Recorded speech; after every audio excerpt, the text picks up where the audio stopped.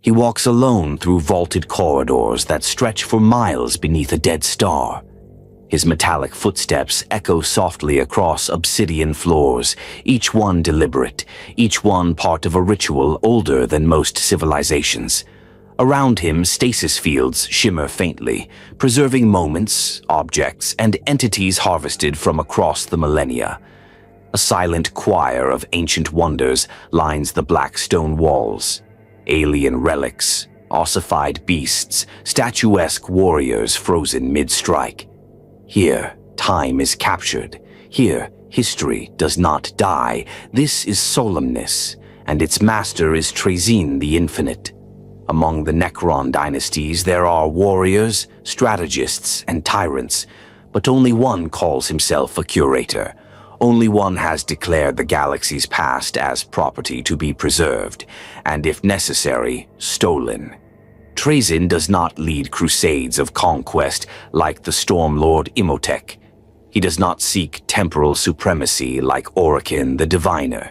He is, in his own words, a preserver of culture, the final defense against the oblivion of ignorance.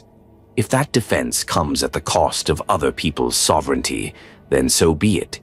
History, after all, is rarely polite. To speak of Trazyn is to step outside the usual language of galactic power. He does not care for planets, titles, or territory. His focus lies elsewhere, in the gathering of rare artifacts, extinct cultures, and singular events. He is the galaxy's greatest hoarder, archivist, and thief, though he would never use such crude terms. In his eyes, he does not take. He rescues. He liberates history from the hands of those too short-lived or short-sighted to appreciate it. Solomase, the tomb world he calls home, is less a fortress and more a vault, a layered archive that stretches from its obsidian peaks to the magma-lit depths below. It has no population, no crops, no trade. It exists to house his collection. Each level is a monument to a different age, each corridor a museum wing so advanced that the Adeptus Mechanicus would sacrifice entire forge worlds just to glimpse the knowledge sealed within. But Trazyn keeps them out. He keeps everyone out. Solomase is not a place for tourists. It is a sanctum. What lies within defies imagination. Here, the choir of Altansar hums in silence, ghostly remnants of an Eldar craft world lost to the warp. Nearby, a preserved enslaver rests inside an iron sphere, its nightmare psychic tendrils frozen mid-reach. A petrified orc warboss encased in gold leaf snarls in silent rage across from a fossilized tyrannid warrior posed in an eternal lunge. And further still, deeper into the galleries, one may glimpse more disturbing exhibits. The corpse of a saint still warm beneath a stasis field, a dozen battle sisters knelt in prayer before a shattered relic, a regiment of Vostroyan firstborns caught forever in mid-charge. It is a collection without peer, and it is guarded jealously. Trazyn himself is rarely seen in battle. When he does appear, it is often through a surrogate, a proxy Necron wearing his raiment, indistinguishable from the original save for the absence of true authority.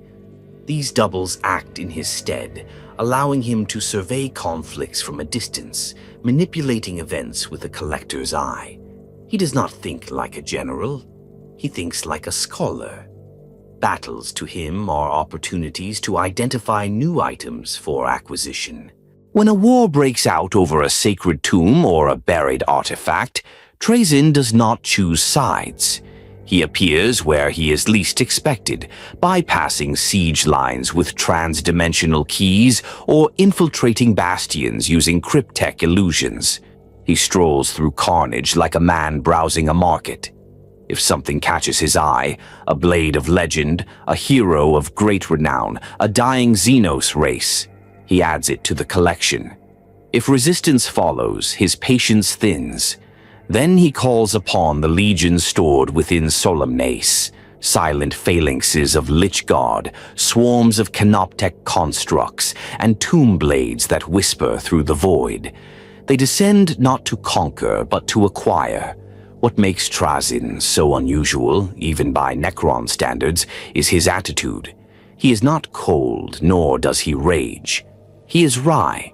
He speaks in florid tones, often addressing his prisoners as honored guests, even as he imprisons them in stasis. He pens correspondence to inquisitors in carefully worded letters, responding to outrage with the tone of an amused librarian fielding questions from a child. And when he acts, it is with surgical precision, leaving behind no trace save an empty pedestal or a flickering battlefield diorama with one key figure missing. His methods are not admired. Among the Necron dynasties, he is a pariah. Imhotep the Stormlord has forbidden him from ever setting foot on Mandragora. The Nekthist tolerate him only when they require his expertise. Even those within his own Neolach dynasty speak of him with caution, aware that any diplomatic meeting could end with their ceremonial heirloom missing. Yet, despite the disdain, few can deny Trazyn's utility. Time and again, he has intervened in conflicts, not out of loyalty, but out of necessity, Cadia being the most notable example. And on more than one occasion, his knowledge of long-forgotten threats has turned the tide of battles others had already lost. There is a reason the Ordo Xenos keeps his name in every major archive, updated regularly despite official denials. They do not trust him, but they watch him. He would not have it any other way. Some have asked why he does it. Why not simply let history run its course? Why risk everything to retrieve a broken mask or a dying warrior's final breath? The answer, if one listens closely to Trazyn's rare musings, is not vanity. It is fear, not of death. Necrons do not die easily. It is the fear of forgetting. Trazyn has seen civilizations rise and fall in cycles. He has watched empires rewrite history, or worse, erase it. He has seen monuments to truth ground down by dogma, relics destroyed by ignorance, and memories traded for myth. In his mind, the only way to save the galaxy is to trap it, to hold it still, to freeze its finest moments behind crystalline walls where even time cannot touch them. Of course, what Trazyn defines as finest is entirely his own, and what the rest of the galaxy calls theft, he calls preservation. So when the lights of solemnness flicker awake and the tomb gates hiss open, it is not a crusade that begins. It is a museum expansion. Somewhere a relic has surfaced. Somewhere a hero has drawn their last breath. Somewhere history is about to disappear, unless the Infinite arrives first, and if he does, you won't stop him. You won't even know he was there. Not until the exhibit opens. Before the galaxy knew Trazyn as the Infinite, before Solimus became the Vault of Eternity, and before the Necron legions awoke beneath a sky grown strange, there was a man, or something like one, who bore no metal skin and knew the touch of time. He was born into dust and decay. The Necrontire race, long before they became the deathless Necrons, lived brief, agonizing lives. Their bodies, cursed by solar radiation and genetic degeneration, decayed even as their empires grew. Trazyn came into this world not as a warrior or prince, but as a keeper of records. A quiet soul in a dying species, he served as an archivist in the sepulchral courts of the Nihilak dynasty, overseeing the preparation of tombs, cataloging the belongings of the dead, and assembling the lineage of dynastic houses from a web of brittle scrolls and slowly flickering data crystals. He was meticulous even then. While other Necrontyr nobles obsessed over expanding territories or debating the abstract sciences of mortality, Trazyn walked among the reliquaries and sarcophagi of old dynasties, tracing history with a reverent hand. In the stillness of the tomb cities, he was at peace. Among the dying, he found purpose, not for battle or glory, but for remembrance. His duties took him deep into the necropoli of Nihilak, where towering catacombs held generations of pharaohs. There, the work was endless. The Necron buried their dead with ceremony and despair, never forgetting how brief and cruel life was beneath their accursed sun. Each new noble corpse meant another procession, another inventory, another entry in the great scroll of Nihilak's House of Dust.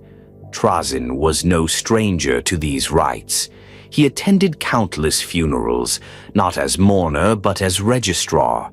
But in his long solitude, something began to change. Trazyn's role was meant to be passive, to document and preserve. And yet, over time, he grew increasingly restless. He didn't want to simply record what was given to him. He wanted to seek it out, discover it, uncover the hidden corners of his culture. What began as an archivist's instinct transformed into something else, a deep-seated hunger to find and retain that which others had forgotten. His superiors began to notice. At first, his reports became unorthodox, cross-referencing dynastic relics with alien artifacts found on distant Necron colonies. Later, he was seen excavating old burial sites unauthorized by the House of Dust. There are rumors he broke into at least one cryptek vault sealed by ancestral law, all in pursuit of what he called misplaced lineage tokens. He was reprimanded, of course, but not punished. His findings, after all, were always precise. And more importantly, they were useful. When the Necron began their fateful alliance with the star-born beings known as the Catan, Trazyn's curiosity grew more dangerous. While his peers quailed at the arrival of these godlike entities, beings of living energy who promised immortality in exchange for servitude, Trazyn studied them, not with awe but with the detachment of a historian cataloging a new chapter. He called the bargain a necessary evolution of dynastic purpose, as if the surrender of flesh and soul were merely a footnote in a longer tale.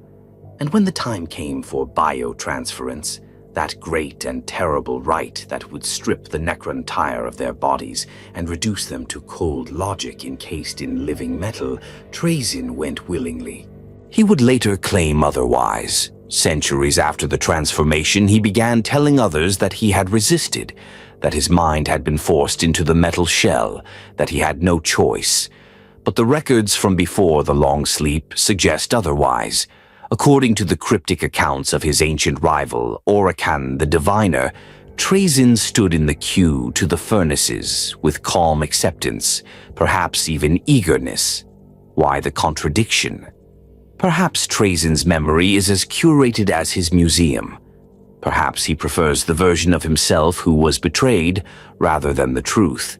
That he welcomed immortality because it promised him infinite time to collect, study, and preserve. Whatever the reason, once the procedure was done and his soul bound into an adamantine body, he did not mourn. He resumed his work as if nothing had changed. The others weren't so fortunate.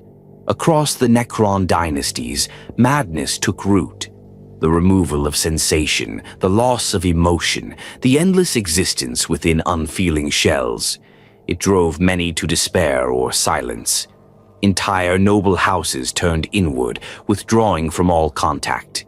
Trazyn remained active, perhaps because he had already been distant from sensation. Perhaps because he had always loved ideas more than people. What little emotion remained in his code was channeled into obsession.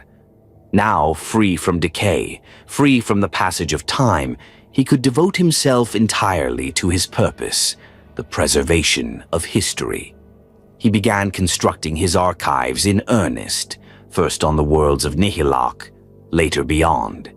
He delved into ancient ruins left behind by the Old Ones, scavenged the remnants of fallen Necrontier satellites, and dispatched Canoptech probes into long-forgotten catacombs.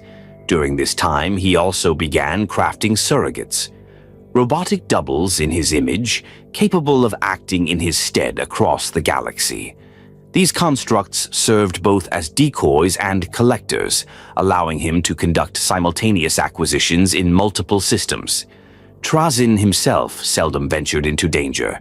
He preferred to operate at a distance, issuing orders, adjusting tactics, and refining the presentation of his acquisitions. And yet, he was not alone in his ambitions. Within the Necron Empire, another figure observed the changing galaxy through a different lens. Orican the Diviner, a master of chronomancy, had long viewed Trazyn with contempt. Where Orican sought to shape destiny, Trazyn merely wished to pin it in place. Their rivalry began during the Age of Flesh, but it intensified in the centuries after biotransference. Orican derided Trazyn as a thief of meaning, a parasite of other people's glory. Trazyn, in turn, called Orican a self-deluded fraud who feared history because he could not control it. Their feud would span millennia. But that is a tale for another chapter. What matters here is that Trazyn, by the end of the early Necron era, had already stepped beyond the role of archivist. He was no longer a record keeper.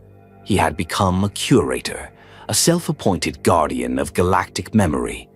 The galaxy turned, wars burned, and the Necrons, weary from aeons of conflict with the Old Ones and their spawn, chose to retreat.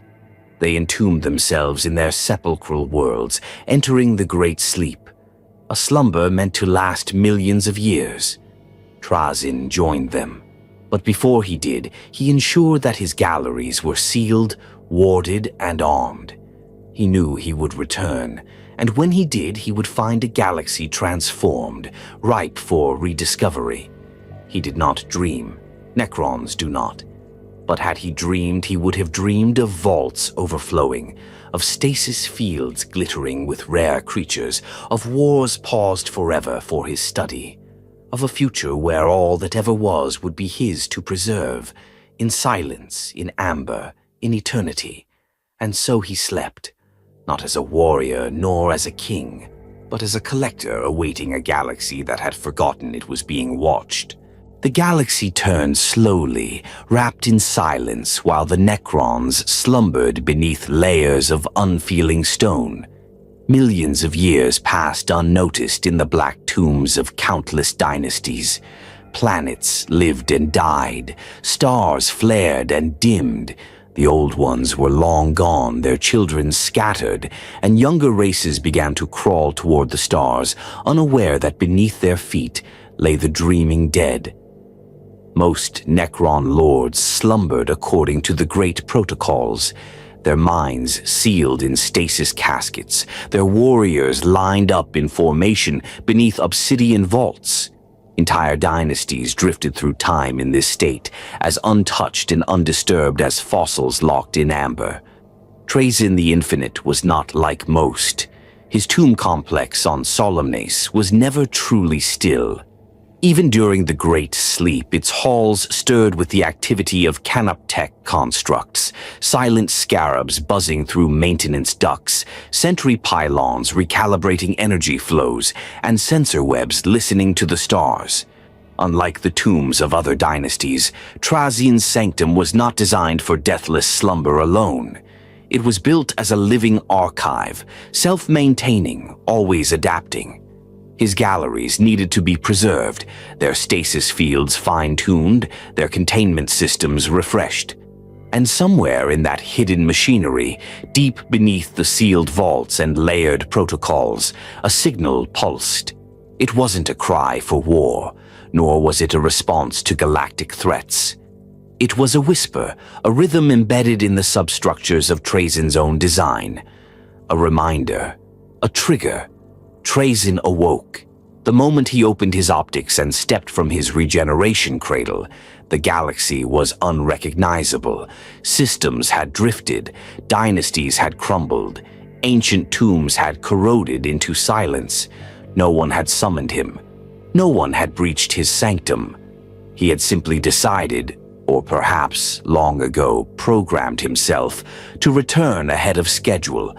While most of the Necron race still slumbered beneath the crusts of forgotten worlds, Trazyn stood alone, awake in a universe that had almost entirely moved on from the war in heaven. He observed the stars, scanned local sectors, and sifted through residual data pulses. What he found disturbed and delighted him in equal measure. The galaxy had changed. New empires had risen. The Imperium of Man, crude and massive, spread across thousands of systems. The Eldar, fractured and diminished, haunted distant craft worlds like ghosts clinging to the past. Orcs warred without direction. Tyranids came from beyond. Chaos festered. The warp was a wound across the stars, and yet amid all the disorder and entropy, something else had occurred, something that ignited a spark in Trazyn's logic core. History had been made. Layer upon layer of new conflict, discovery, catastrophe, and survival. The galaxy had not been idle in his absence. It had evolved, and it had forgotten. The records of the Necron tier, the monuments of the Triarch, the very memory of the war in heaven, all of it had faded.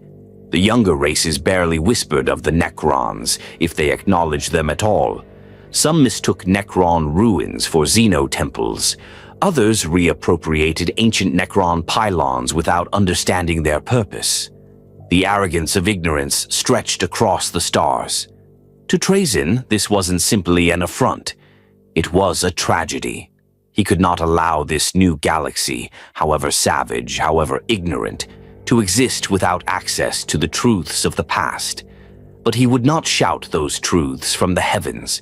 He would not launch wars of remembrance like the fools of the Sautek dynasty. Instead, he would do what he had always done: collect, restore, archive, control. Solemnace became active once more. Its hidden satellites re-established contact with dormant monitoring outposts.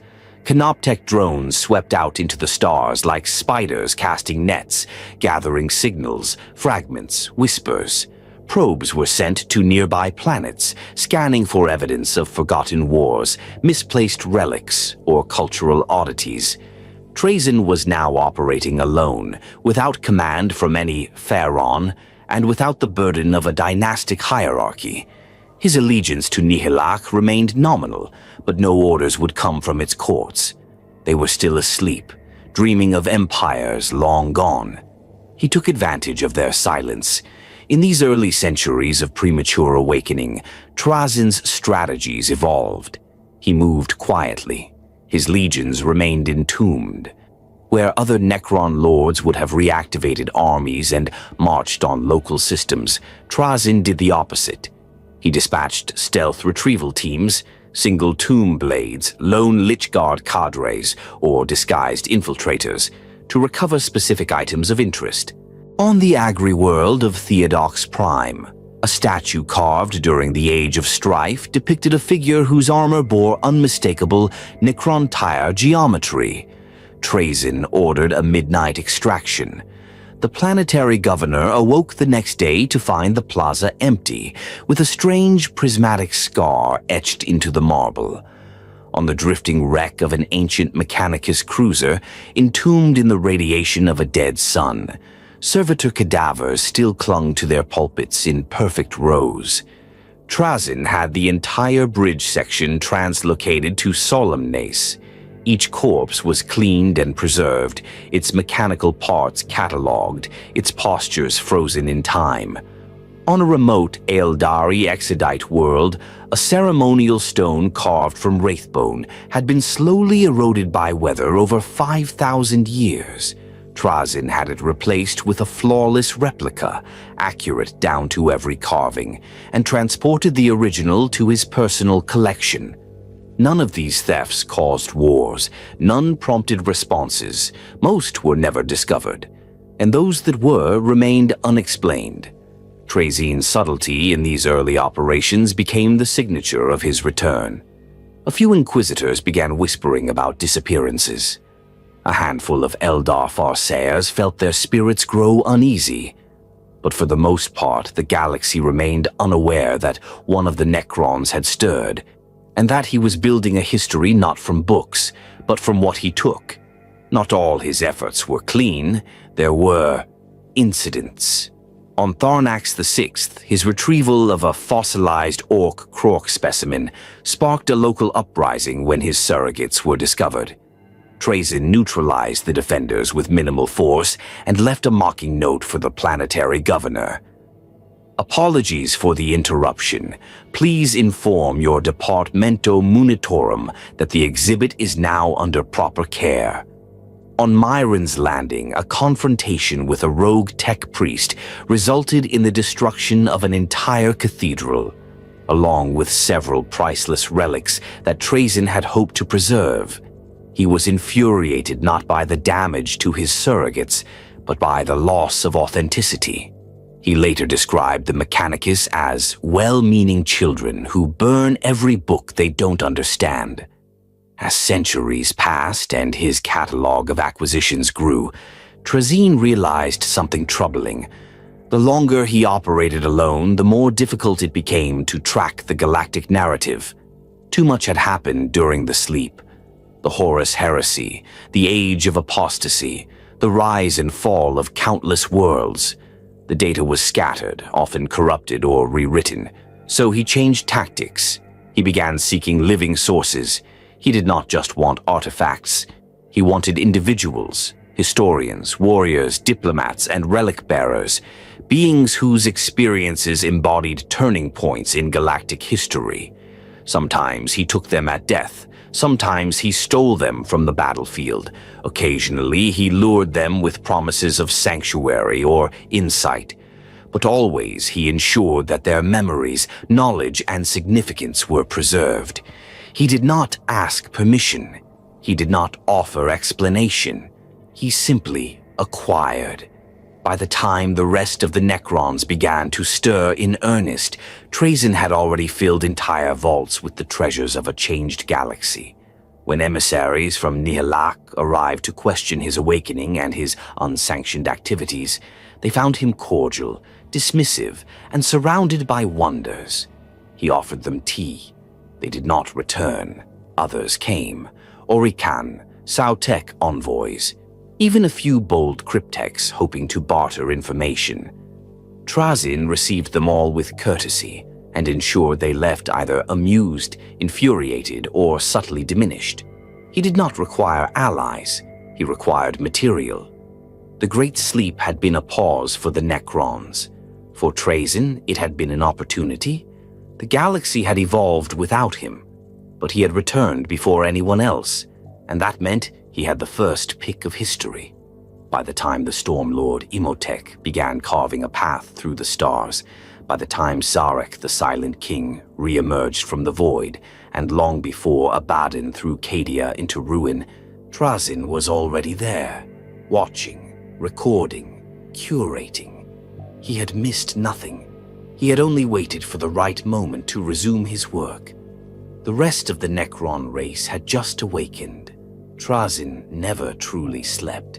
There is a planet in the halo of the galaxy that no chart dares to name. It orbits a lightless star hidden by stellar dust and warp anomalies, and no ship approaches without invitation. Its surface is barren, cracked like ancient parchment, and yet beneath that lifeless crust lies one of the greatest wonders the galaxy has ever known. This world is Solamis, not a fortress, not a tomb, but a museum. Its master is Trazyn the Infinite, and within its catacombs lies his legacy. The outermost halls of Solamis are plain by Necron standards, black stone corridors etched with circuitry, silent and smooth. But these are only the thresholds. As one descends, as vault doors grind open in sequence, the planet begins to change. One does not walk through a tomb, but through history itself. Carefully organized, precisely maintained, and utterly staggering in its scale. Trazyn has no throne room, no war room, no great dais from which to shout orders.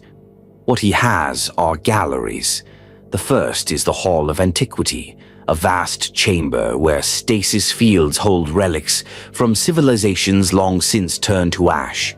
A Tau diplomatic diadem recovered from the Michael peace accords, a slate from an extinct reptilian species whose language has yet to be translated, a blood angel's relic blade, cracked and scorched from a battle that ended before humanity recorded its first saint. Each item floats in suspension, surrounded by hololithic data scrolls, not for visitors but for Trazyn himself. They are his memories made visible.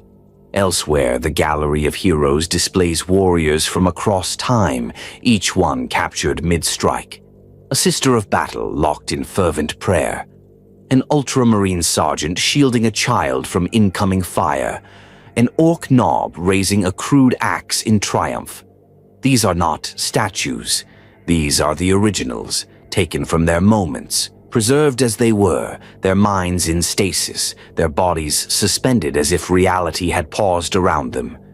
The expression on each face tells a story, and Trazyn knows them all. Deep beneath these lies the prismatic vault, a masterpiece of Necron innovation.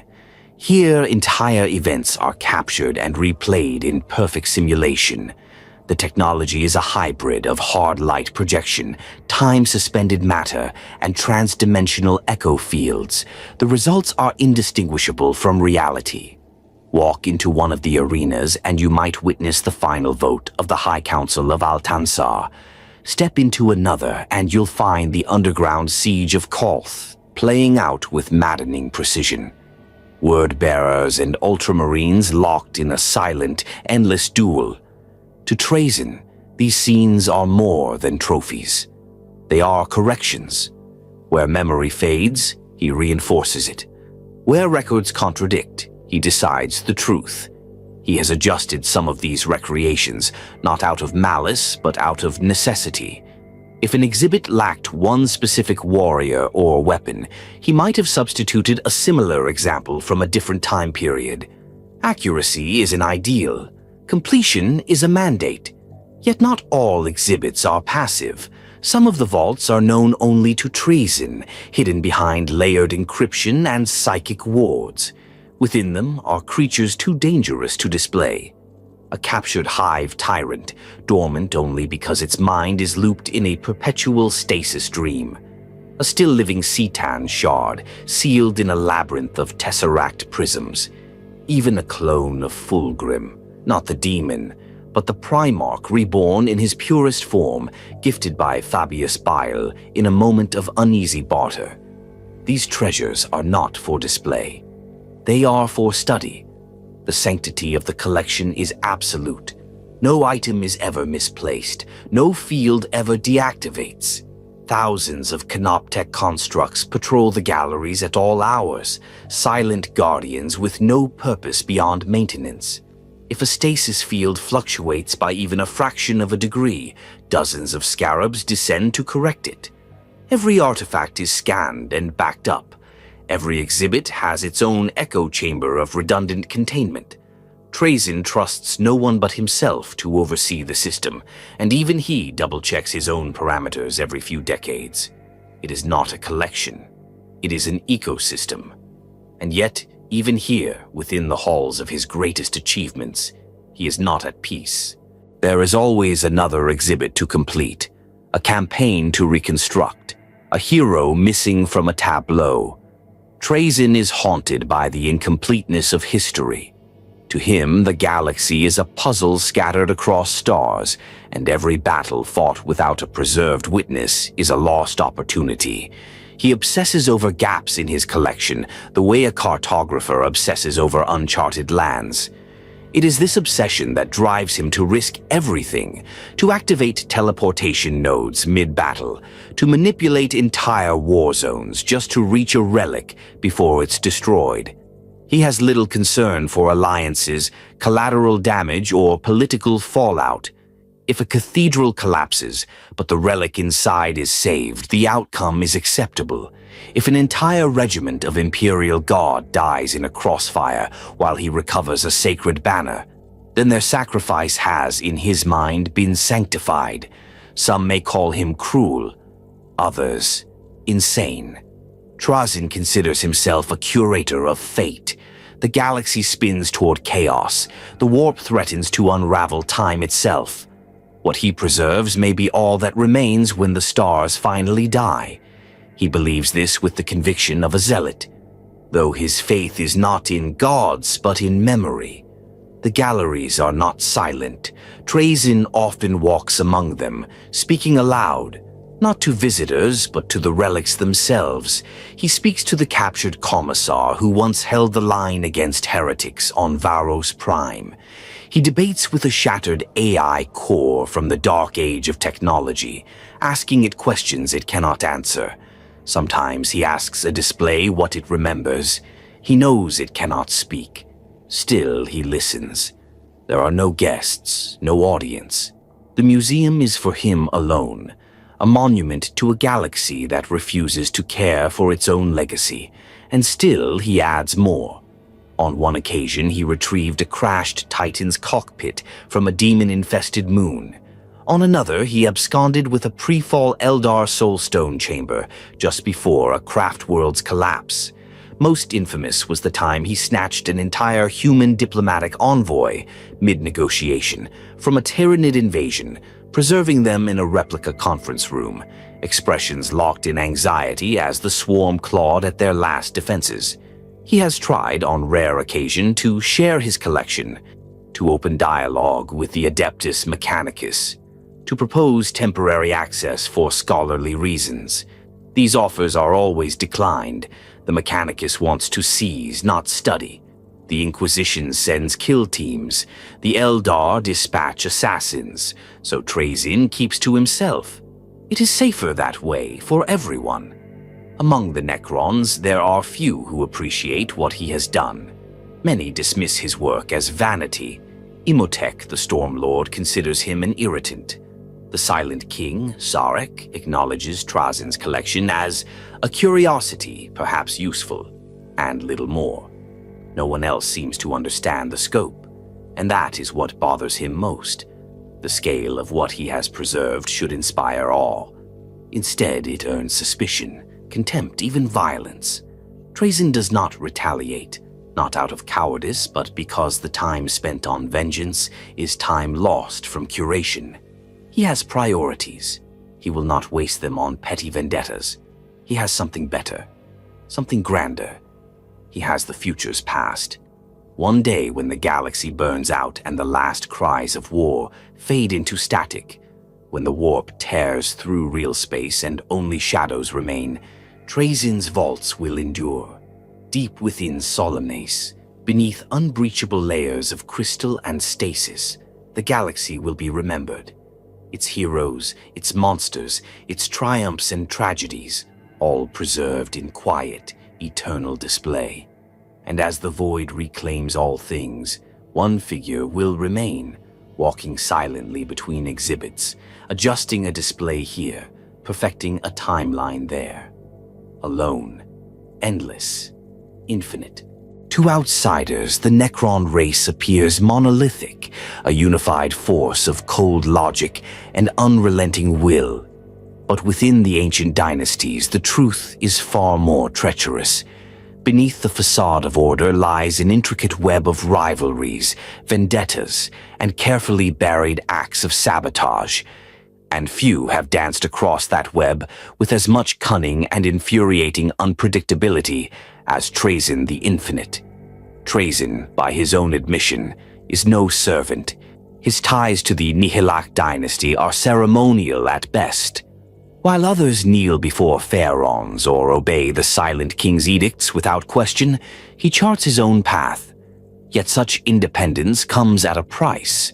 In a society where hierarchy is paramount and obedience sacrosanct, deviation is not merely frowned upon, it is remembered. And the Necrons never forget. Trazyn's earliest rifts with his peers began shortly after his premature awakening, during a period historians have dubbed the Silent Wars, not for the lack of conflict, but for the quiet behind-the-curtain nature of the strife.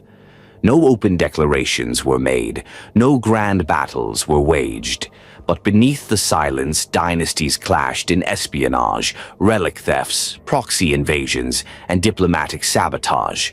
At the heart of many of these incidents stood Trazyn, not as a warlord, but as an infuriating enigma with a smile etched into polished metal. The first major fracture occurred with the Sautek dynasty, ruled by the imperious Imhotep, the Stormlord. Trazyn had visited Mandragora under the guise of a diplomatic envoy, a rare gesture of courtesy he made solely because the Sautek archives possessed a certain object he desired, a relic of the Triarch known as the Sigil of Dominion, believed lost since the War in Heaven. The relic, displayed proudly in Imhotep's throne hall, was intended to symbolize the Stormlord's claim to authority over lesser dynasties. Trazyn viewed it differently.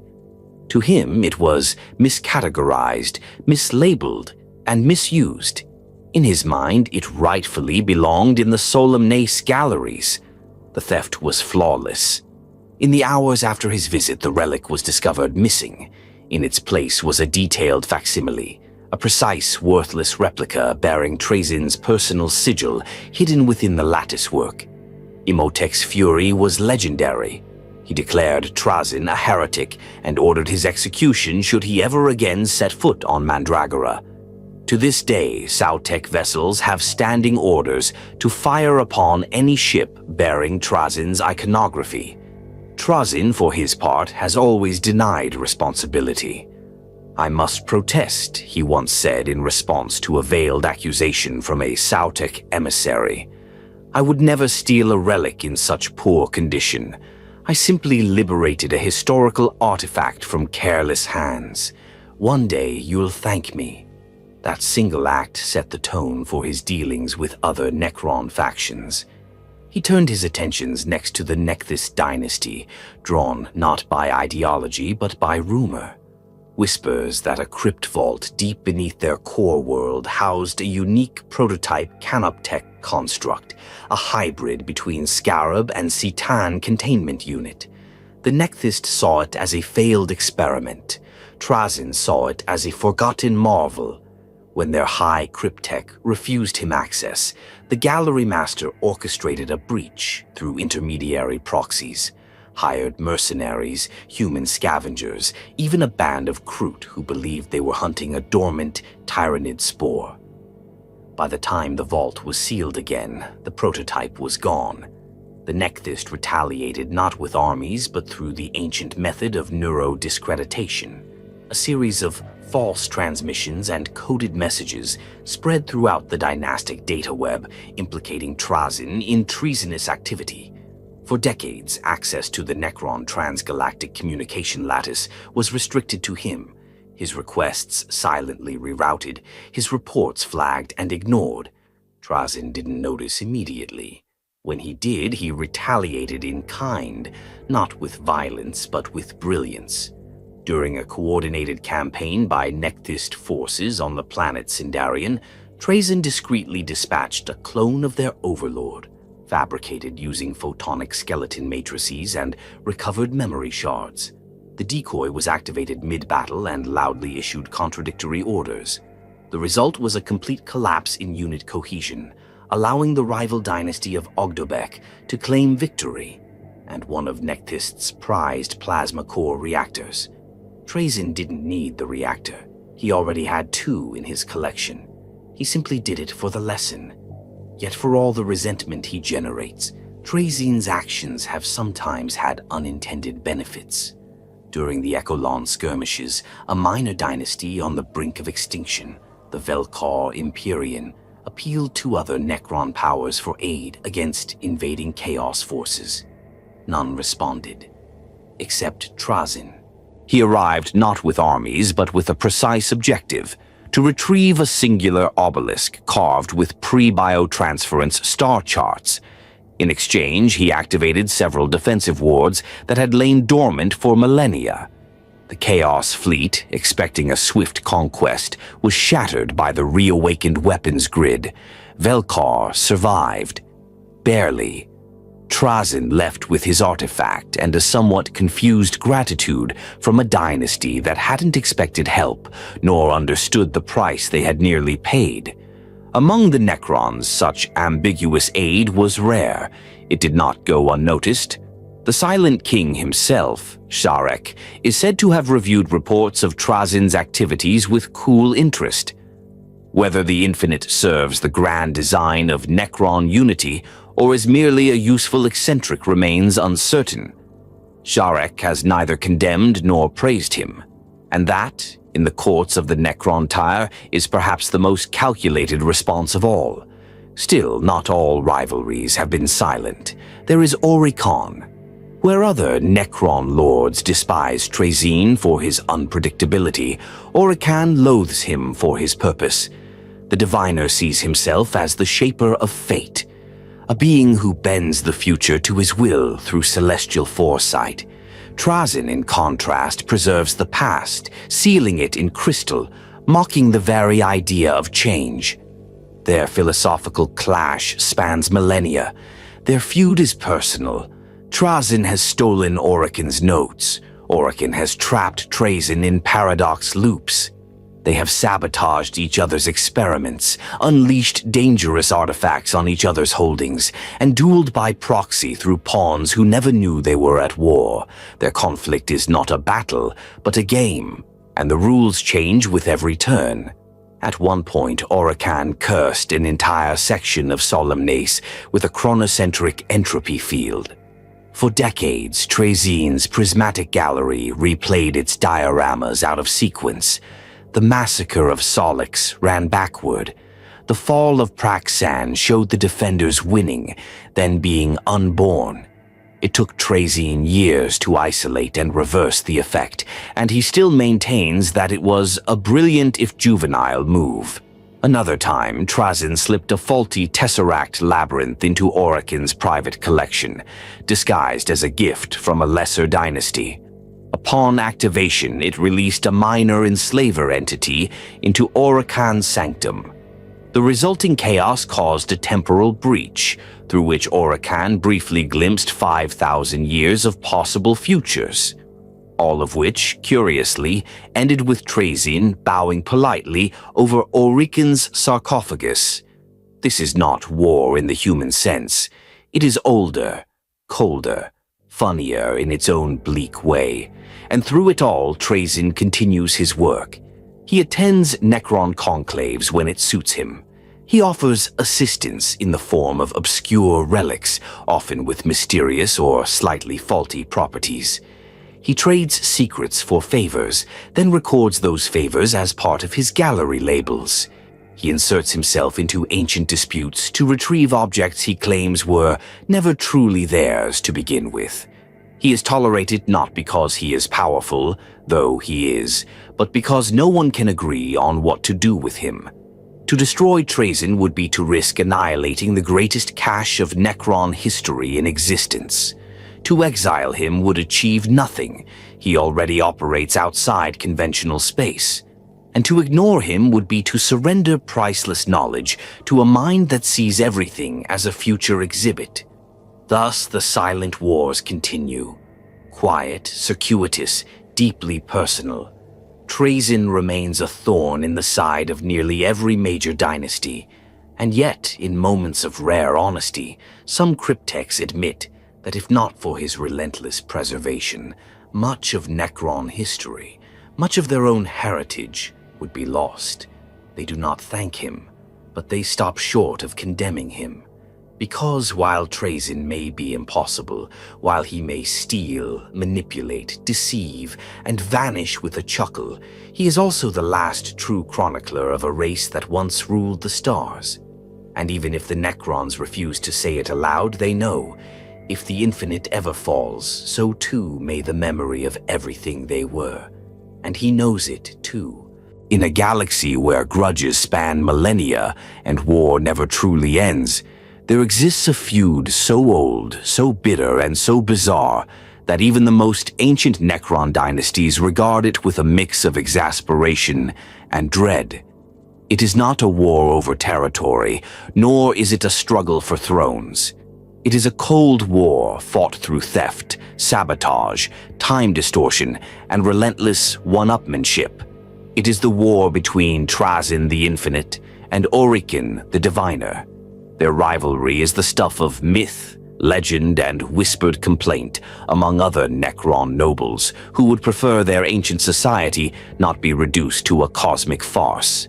Yet, behind the jesting and the subtle jabs lies a deeper philosophical chasm, one between a collector of history and a manipulator of fate.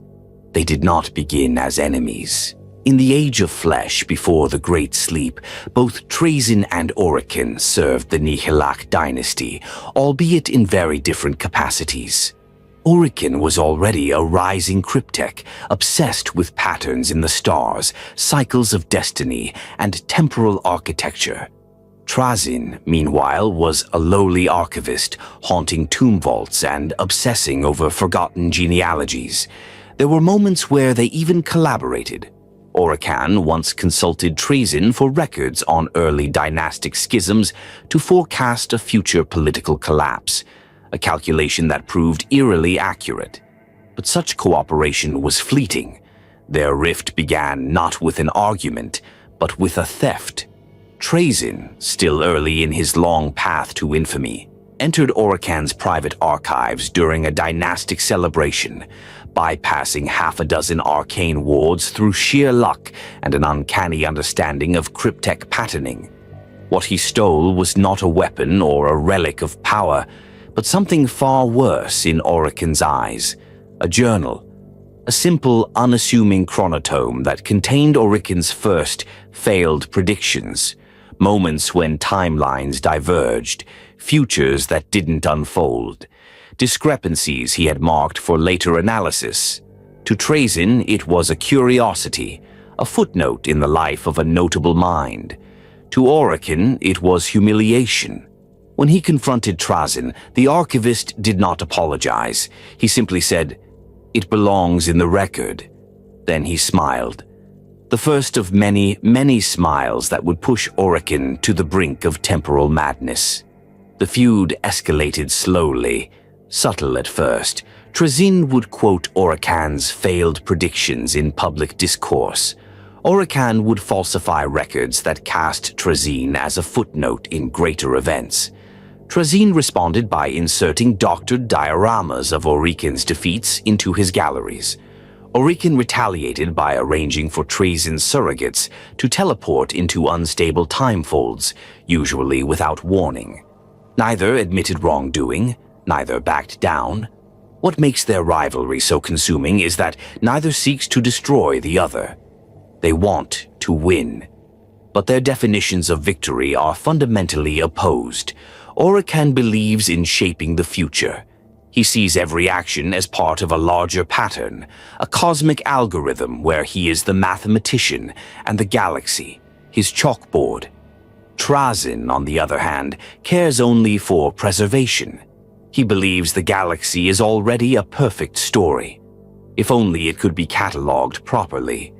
In Orican's eyes, Trazyn is a parasite, a scavenger who builds meaning from other beings' glory.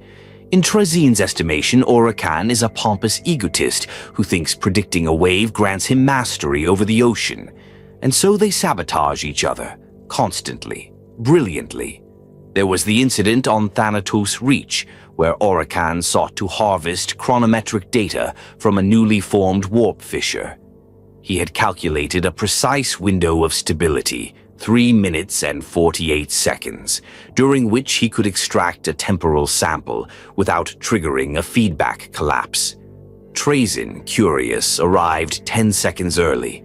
He didn't interfere directly. That would have been uncouth. Instead, he redirected one of the warp stabilizer pylons slightly, enough to skew the entire operation by a fraction. Orican succeeded in collecting his data, but in doing so, aged several hundred years. His hatred deepened. His teeth, or the Necron equivalent, gnashed. He later returned the favor. While Trazyn was preparing an exhibit of the last Council of Dalthus, a pivotal moment where multiple Xenos races signed a doomed peace treaty, Orican subtly altered the data streams Trazyn used to recreate the event. The result? Trazyn's perfect hololithic display showed an inexplicable food fight halfway through the proceedings. To this day, the Dalthus banquet incident remains one of Solemnus's more controversial pieces. Sometimes the rivalry takes more direct turns. Trazyn has repeatedly attempted to infiltrate Orokan's sanctum laboratories, not to sabotage them, at least not intentionally, but to borrow artifacts Orokan deems unstable. He has been caught 6 times. Each time he leaves a thank you note, always signed with a flourish and the phrase, "For the betterment of history." Orokan has retaliated with increasingly complex traps. One such attempt involved baiting Trazyn with a forged necrontyr diadem, said to have belonged to one of the Triarch's High Viziers. When Trazyn activated its containment field, it launched him 5,000 years into the past, inside a tomb world under siege. He escaped, of course, but not before accidentally becoming the source of several ancient prophecies on that world, which now venerate him as a minor god of accidental returns. That chapter remains unrecorded in Solemnes. Barely. Their rivalry has on occasion spilled beyond the Necron race.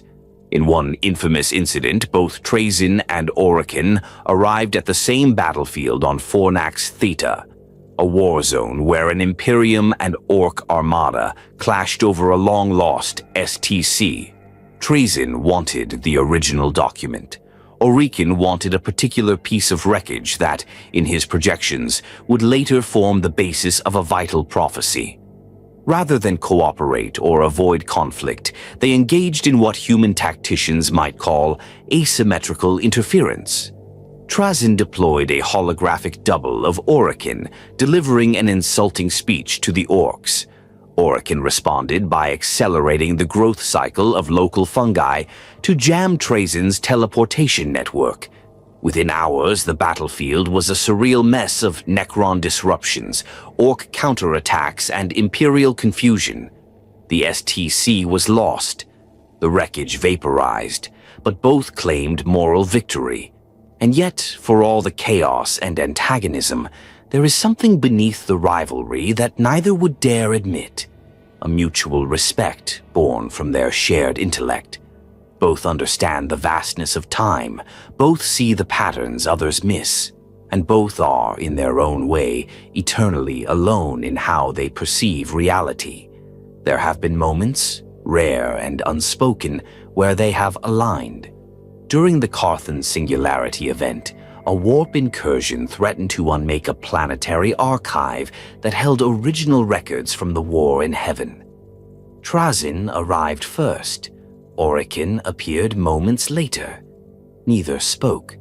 Together they stabilized the planet's chronosphere, rerouted the tide of unreality, and extracted the records. They parted without words, but the archive was safe. Trazyn never displayed the records. Orokan never claimed credit. Their rivalry resumed the next day when Orokan launched a minor meteor storm at Solemnes out of sheer spite. In the end, theirs is not a feud that will end. It is a cosmic game between two timeless minds who refuse to let the other claim even a moment's superiority. Trazyn curates the past. Orokan manipulates the future. And both view the present as little more than a battlefield of wit. To the wider galaxy, their antics are baffling. To the Necrons, infuriating.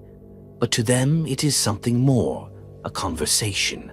Ongoing, relentless, brilliant, and absolutely eternal. By the time the galaxy burned beneath the fires of the 41st millennium, most Necron lords had begun to awaken to the nightmare of a changed universe. Where once their rule had been absolute, they now found themselves relics in an age of noise, faith, and confusion. But while they bristled at this new order, rousing ancient legions and launching wars of reclamation, one among them had already adapted, not with fire and blade, but with a collector's patience and a thief's precision. This was the age of collecting, and it belonged to Trazyn the Infinite. Unlike the territorial conquests of Imhotep or the crusades of Nemesor Zandrek, Trazyn's ambitions were never about dominion. He did not care who ruled which system, nor did he covet thrones or fleets. What he hunted was significance, events that would shape history, individuals whose actions rippled through time, artifacts that bore witness to the truth of the galaxy's ever-turning tale. He became a ghost in every war. On Gathalamor, as the Ecclesiarchy's cardinals declared a new era of sanctified flame, Trazyn was already present, not as a conqueror, but as a shadow, slipping between cathedrals. He stole the bones of Saint Baruch, venerated for having wept blood during the burning of the false choir, and replaced them with chemically aged substitutes. The local priests never knew. Their faith remained intact. The exhibit in Solemnas, however, gained a rare centerpiece in the Hall of Fanaticism. On Valdor, while Tyrannid swarms and Eldari war hosts collided in an apocalyptic clash, Trazyn arrived in the final hours, weaving through the edges of the battle in a web of teleportation nodes. What he sought was not victory, but a single seer, a far seer who had foreseen the fall and chose to remain, singing the dirge of her people even as the swarm closed in. She now stands frozen in Solemnace, her final words looped in a stasis echo, her body preserved in the moment of deathless defiance. These were not isolated incidents. They became routine. Where others saw front lines, Trazyn saw exhibitions, each battlefield a gallery waiting to be preserved, every commander a potential addition. He did not engage in combat unless necessary. His constructs were tools of extraction, not war. Entire companies of canoptech wraiths, cloaked in phase distortion fields, were deployed with surgical precision. Tesseract labyrinths were activated mid-fight, swallowing relics, enemies, or even entire bunkers, vanishing them from history, only to reappear labeled, indexed, and displayed under cold stasis fields. To the Imperium, these disappearances were inexplicable. Comms would fail, regiments would vanish, sacred relics would dissolve in flashes of light. The Inquisition compiled files under the heading Xenomnemonic Phenomena. Some blamed Eldar trickery, others feared demonic intervention. Few ever traced the anomalies to a single, curious Necron Lord with an archivist's eye and a collector's code. But not all of Trazyn's acquisitions were bloodless. The shrine world of Lorthax was a sanctuary of relics, a fortress built upon holy artifacts and sacred tomes spanning 10 millennia. When Trazyn's probes discovered it, he was awestruck, not by the faith, but by the sheer density of historical material. There were banners from the Macarian Crusade, chalices blessed by Saint Sabbat, even fragments of the Aquila from the Emperor's own palace, or so the priests claimed. He issued no warning. He did not parley. Under cover of a minor chaos incursion, Trazyn struck. Canoptech scarabs disabled the orbital defenses. Chronophasic destabilizers neutralized the local temporal field, freezing entire basilicas in locked moments. And then the harvest began. Vaults were translocated in their entirety. Thousands of relics were removed, sealed in identical containment pods, and spirited away to Solemnace. The priests who survived called it the Great Vanishing. Some declared it divine punishment. Others believed the Emperor had reclaimed the relics to test their faith. None ever learned the truth. That a single Necron had walked their halls and curated their legacy with more reverence than they ever could. Yet not all were defenseless. On Hydrafor, Trazyn encountered an unexpected challenge, a librarian of the Blood Ravens, wise to his methods. The librarian had spent years tracing the patterns of historical thefts, not the where or when, but the why. He predicted Trazyn's next move and laid a trap. A relic, falsely marked as a lost blade of Guilliman, was baited with psychic resonance. When Trazyn arrived, his extraction triggered a warp snare. The encounter was brief but fierce. For once, Trazyn had to fight, not with malice but with urgency. The librarian's mind was sharp, his blows precise. Trazyn admired him, even as he subdued him. He offered the librarian a place in his collection, not as punishment, but as honor. The Blood Raven refused. Trazyn took him anyway. The exhibit, Guardian of False Light, remains one of the few contested pieces in Solemn Nace, its acquisition marked with an asterisk in the Hall of Intervention. But the age of collecting was not just about expansion, it was about curation. Trazyn began organizing his vaults with obsessive precision. Exhibits were arranged by theme, era, species, emotional resonance. He created entire subsections: the march of the faithful, the collapse of civilizations, the folly of heroes. Each category was cross-referenced by stasis field logs, memory echoes, and quantum certainty indices. He began hosting internal debates, simulations where surrogate consciousnesses argued over classification. In one infamous case, he duplicated his own mind 3 times to argue the proper contextualization of the fall of Cardia. The debate lasted 82 years and resulted in a complete reordering of Gallery Theta 9. There were failures, of course. The attempted capture of a Grey Knight Terminator resulted in the destruction of a vault wing. The Terminator's psychic backlash triggered a resonance cascade, shattering containment on 3 volatile exhibits. Trazyn survived. So did the exhibit. Barely. He rebuilt the wing with thicker psionic shielding and updated the plaque to read, Night of the Mindfire Cataclysm, Hazard Level, Extreme. Perhaps the most audacious act of the Age of Collecting came during the 13th Black Crusade. As Abaddon's forces surged toward Cadia, Trazyn observed not with fear, but fascination. The scale of the conflict, the convergence of factions. It was a historical nexus, a moment unlike any other, and he would not miss it. He arrived in secret, activating hidden Necron obelisks buried beneath the crust, remnants of ancient Necron architecture long thought destroyed. His constructs did not join the battle, but moved through its ruins like curators on a scavenger hunt. Trazyn extracted corpses, banners, fragments of the Blackstone pylons, even shards of the Phalanx's void hull. He observed the dying gasps of the Cadian people, the desperate prayers of the Adepta Sororitas, and the howling madness of the Warp Storm. He did not interfere. He did not save. He simply collected. One moment, a dying Cadian officer stared into the sky, whispering the name of his home. The next, he vanished in a flash of emerald light, his final breath captured in a frozen echo. He rests now beneath the exhibit, Cadia Stands. Trazyn considers it one of his most powerful pieces. By the end of the Age of Collecting, Trazyn's galleries had grown tenfold. His influence, though invisible to most, had spread across the stars.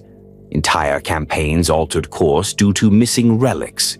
Wars ended early or spiraled further due to the absence of keystones Trazyn had discreetly removed. His impact was subtle, yet profound. A quiet force of preservation moving parallel to the galaxy's endless ruin. He never called himself a hero, nor a villain. He saw himself as a steward. As empires fell and tyrants rose, Trazyn simply continued. The galaxy would forget its past, its monuments would fall, its faith would fade. But in Solemace, everything remained, named, remembered, preserved, and if the galaxy burned tomorrow, Trazyn would walk its ashes, not with sorrow, but with a data slate, cataloging, recording, and adding to the collection. For in his eyes, history was not dead. It was simply waiting to be displayed. Few moments in galactic history resonate with such dreadful clarity as the fall of Cadia. It was the breaking of a dam, the sundering of a final, fragile wall between mankind and the unrelenting tide of chaos. For the Imperium, it was catastrophe. For the servants of the Dark Gods, it was vindication. But for Trazyn the Infinite, it was something else entirely. The ultimate convergence of history, power, and narrative. It was a moment he had foreseen, not in the mystic, divinatory sense, but through the relentless study of causality and consequence.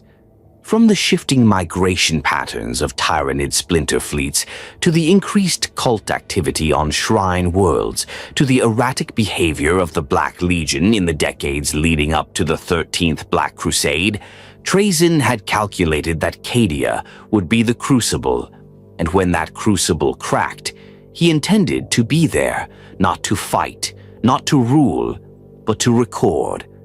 But for once, Trazyn did not arrive alone.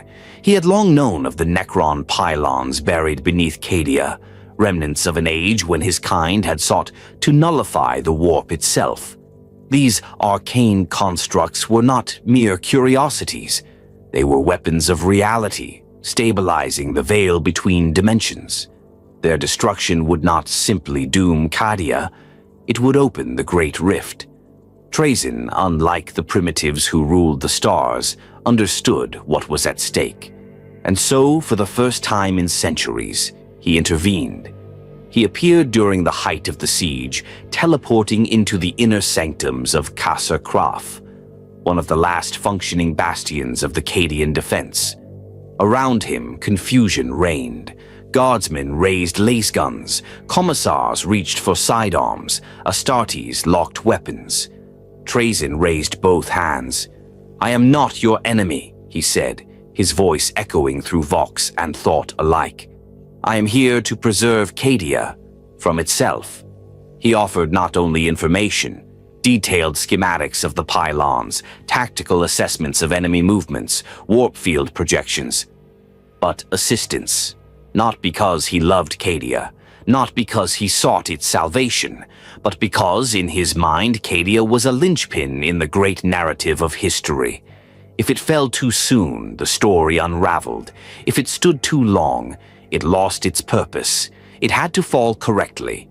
The Imperials, desperate and fractured, had no time to argue. Some refused to work with him. Others, like Inquisitor Greyfax and Saint Celestine, saw the utility, if not the honor, in his offer.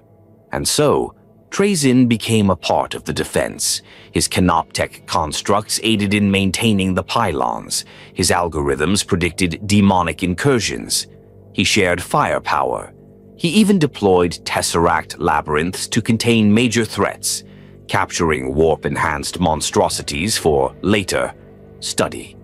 To most of the Imperials, he remained a nuisance, a necessary evil. But on the battlefield, he was a force. He rescued wounded Cadians mid-evacuation, not out of compassion, but because their stories would enrich the narrative of his Cadia exhibit. He shielded a company of scions with a temporal phase field, freezing a bombardment long enough for them to reposition. He even activated a dormant Necron doomsday cannon to disintegrate a Chaos Titan. Of course, he also collected. From the smoking ruins of Kasser Vortiga, he extracted fragments of Creed's battle plans. From the wreckage of an ecclesiarchal shrine, he recovered the shattered relic of Saint Ryza. And from the battlefield near the Elysium Gate, he captured, in stasis, a lone commissar rallying troops with nothing but a broken chain blade and blind rage. The commissar now rests in the Solemnace exhibit titled The Last Voice of Cadia. Still, even Trazyn could not stop the inevitable. Abaddon's forces surged, the pylons shattered under relentless bombardment. The Eye of Terror bloomed, birthing the Great Rift. Reality itself was torn. Cadia, mighty Cadia, cracked and buckled under the weight of too many sins, too many wars. Trazyn watched it all. He stood on a Necron platform high above the planet's crust as it fractured. His constructs had long since withdrawn. His acquisitions were secured. And yet he lingered, not out of sentiment but out of awe. Cadia was ending. But it was ending correctly. The tragedy was perfect. The heroism blinding. The treachery complete. It was, in his words, a masterpiece of historical narrative. And then came the unexpected. From the brink of annihilation, Lord Castellan Ursarkar E. Creed emerged. Bruised, bloody, defiant, the man who had held the line, who had become legend, stood against the storm one last time. In those final moments, as Cadia shuddered and the stars wept, Trazyn made a decision he had not planned. He activated a tesseract labyrinth, not for a relic, not for a weapon, but for Creed himself. The Castellan vanished. To the galaxy, he was presumed dead, a martyr, a final symbol of Cadia's defiance. But in truth, he became one of Trazyn's most unusual exhibits, stored not in stasis, but in a dreamscape designed to simulate the final days of the Cadian defense, looped eternally. It was a gift, a tribute, a preservation of Creed's legacy, untouched by time. This act would earn Trazyn more ire than any theft he had ever committed. When Creed's daughter, Ursula Creed, discovered what had happened decades later, she did not lash out in anger. She simply demanded that Trazyn release her father. He refused, but not with cruelty. He believed he was honoring the man. Ursula, for her part, made it clear. Trazyn could keep the dream, but the man belonged to history. It was the first time Trazyn genuinely considered that history might wish to right itself. His involvement in Cadia's fall altered perceptions of him across the galaxy. Among the Necrons, some viewed his actions as betrayal, aiding lesser species in a moment of great transition.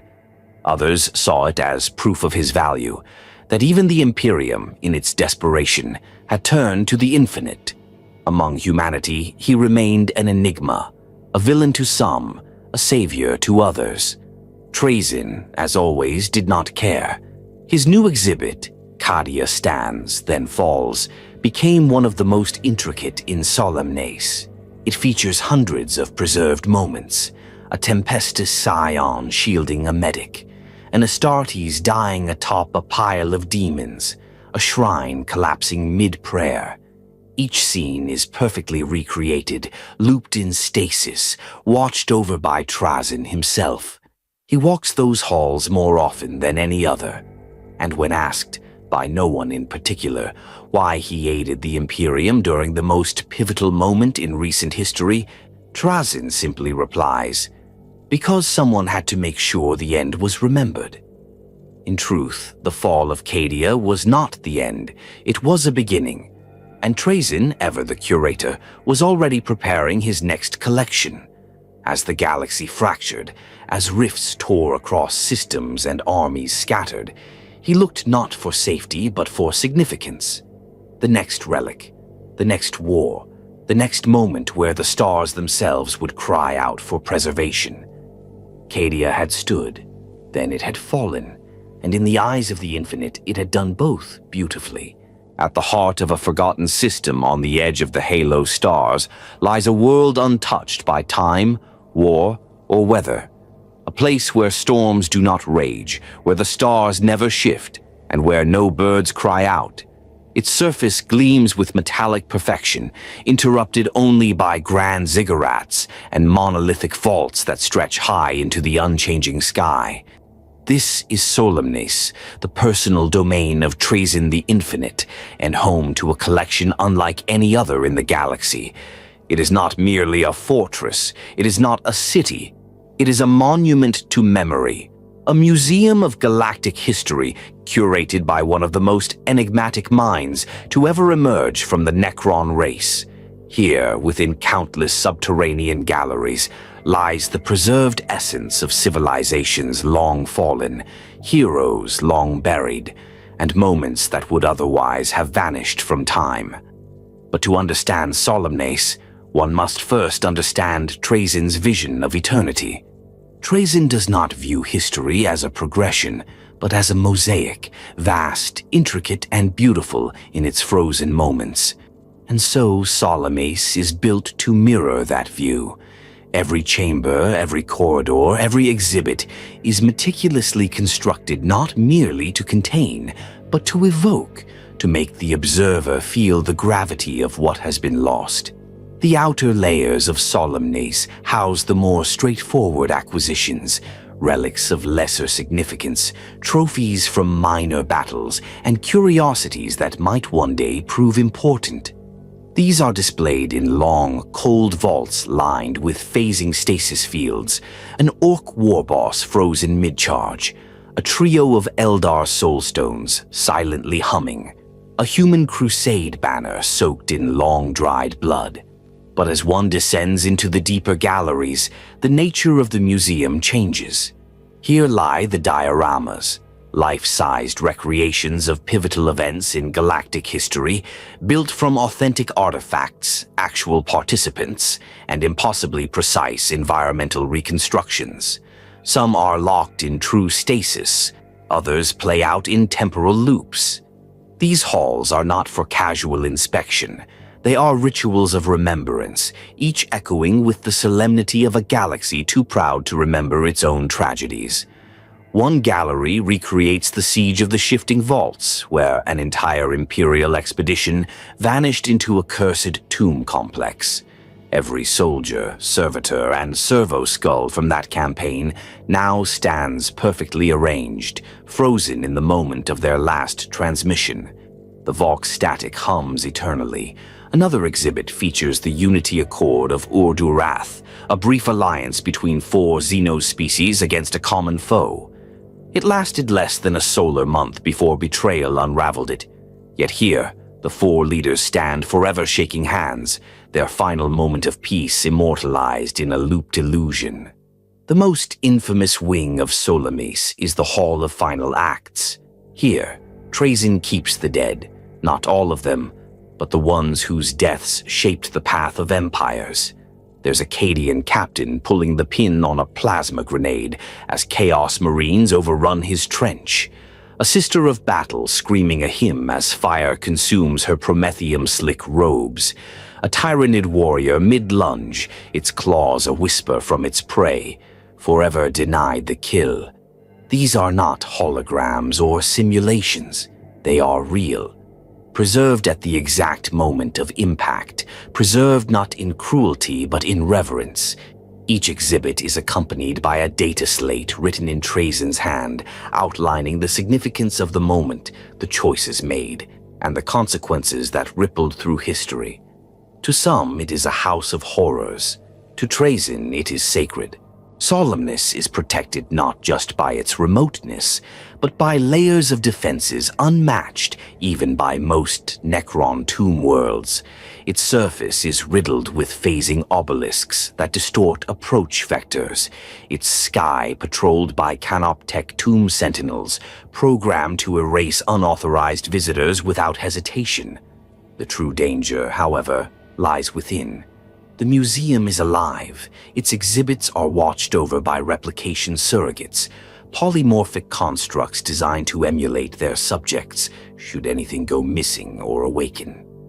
Trazyn has been known to release such surrogates into galactic events to test hypotheses.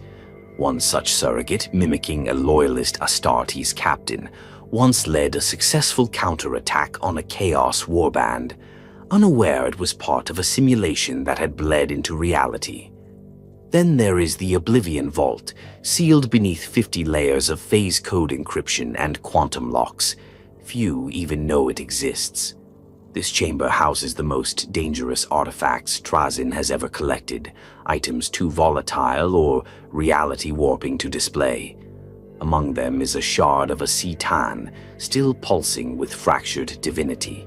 A warp-infested relic of unknown origin said to twist time itself, and a stasis capsule marked with warning glyphs from the war in heaven, containing, by Trazyn's own admission, a god that failed. These are not trophies, they are cautions. Trazyn does not claim to control everything he holds. He curates, he preserves, but even he acknowledges that some things must never be displayed, never be named. Solemnase is as much a prison as it is a museum, and yet, for all its grandeur, Trazyn does not view Solemnase as complete. To him, the museum is a work in progress, a living chronicle that must grow as the galaxy bleeds. His collection is not merely about the past, it is a shield against oblivion. In a universe that forgets, that destroys its own monuments and rewrites its histories in blood, Solomase stands as a monument to truth. He walks its halls alone, speaking softly to the exhibits, updating their descriptions, rotating their placements for thematic clarity. His surrogates occasionally accompany him, echoing his voice in distant chambers as he debates with himself the ethical implications of preserving versus interfering. And sometimes, just sometimes, he receives visitors. Inquisitors, Xeno scholars, even rogue Astartes have come seeking the knowledge of Solomase. Most leave disappointed, their questions answered with riddles, their demands ignored. A few never leave at all. To be part of Trazyn's collection is not necessarily to be dead. It is to be relevant. And if one's relevance fades, so too may their place on the gallery floor. There is a story, half rumor, half confession, that Trazyn once removed an entire exhibit simply because its historical significance was overstated. It was a chaos cult's failed uprising on a hive moon, preserved in exquisite detail. When later analysis revealed that its impact had been minor, Trazyn repurposed the vault for a new acquisition, a shattered clone of Fabius Bile, captured during an experimental phase shift and labeled the Apothecary of Depravity, possibly authentic. Even legends must make room. In many ways, Solomase reflects its master, a contradiction, a labyrinth, a place where reverence and theft coexist, where preservation becomes possession, and where truth is not altered, merely arranged. Trazyn does not seek praise. He does not expect understanding. He merely curates. And in the stillness of his museum, as galactic empires scream and fall and rise again, he continues his work, one relic at a time, one moment at a time. Because when the last world burns and the final light dims, someone must remain to remember, and Solomase will endure. Though he walks not as a conqueror and bears no crown of rulership, Trazyn the Infinite has shaped the fates of countless worlds without ever taking credit. To the wider galaxy, wars erupt by the will of generals and the madness of demons. But within the coded archives of Solomase lie records that tell a different story, one of quiet manipulations, subtle adjustments, and unseen strings pulled with clinical precision. For while Trazyn collects relics, he also collects outcomes, and he is not above tampering with fate to ensure a more memorable future. To believe Trazyn's hand is never on the scales is to misunderstand his nature entirely. His philosophy of preservation does not always demand passivity. When a historical event teeters toward insignificance, when a war threatens to conclude too early, or a political movement dies in infancy, Trazyn intervenes. Not with fleets, not with armies, but with whispers, copies, and curiosities seated in just the right places. One such instance unfolded during the Rinthor Accords, a political summit between three feuding Forge worlds and a splinter of the Adeptus Mechanicus. The summit, intended to stabilize supply lines to Segmentum Tempestus, was collapsing under the weight of dogma and mistrust. Trazyn, recognizing the potential historical value of a unifying treaty between divergent Mechanicus sects, deployed one of his surrogates, disguised as a loyalist tech priest bearing an ancient STC fragment. The surrogate's arrival changed everything. Its discovery of a pre-imperial right, lost since the Age of Strife, gave all three factions common ground. The treaty was signed, tensions eased, the forges were aligned. No one ever questioned the STC's authenticity, nor did they wonder why it disintegrated moments after the agreement. In Trazyn's vault, the original treaty sits sealed in a phase field. It is labeled Rinthor, when unity was manufactured. These interventions are rarely violent, but they are far from benign. On Charon's reach, a fledgling rebellion was forming against the tyrannical planetary governor, a man whose atrocities would eventually spark a sector-wide uprising.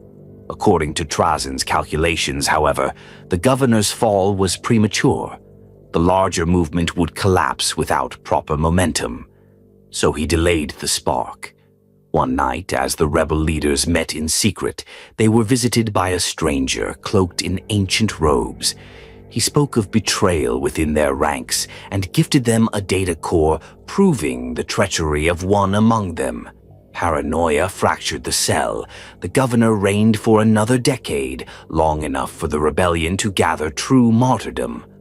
When the revolt finally ignited, it engulfed 3 systems. Trazyn archived the Declaration of Rebellion, signed in blood, alongside the governor's ceremonial skull. For Trazyn, scale is irrelevant. What matters is the shape of history. He has manipulated minor events that later became legends. A pamphlet altered on a hive world led to the canonization of a local preacher whose sermons inspired a crusade. A rumor seeded among the Drukhari resulted in an internecine conflict that destroyed an entire cabal, granting the Archon's death more significance than his life ever held. There was even the infamous Battle of the Hollow Stars, where 3 Space Marine chapters were led into a trap they believed to be a holy quest. The coordinates had been divinely transmitted through an ancient artifact, an artifact unknown to them, placed there by Trazyn himself. The battle was a massacre, a tragedy, a perfect tragedy. He recovered dozens of relics afterward. One chapter master, near death, was extracted for preservation. Trazyn later called the incident an unfortunate but necessary edit to ensure historical clarity. These acts of manipulation do not always succeed, however. In one of his rare miscalculations, Trazyn attempted to delay the Orc War of Wargog the Boundless by capturing the warlord early in his campaign.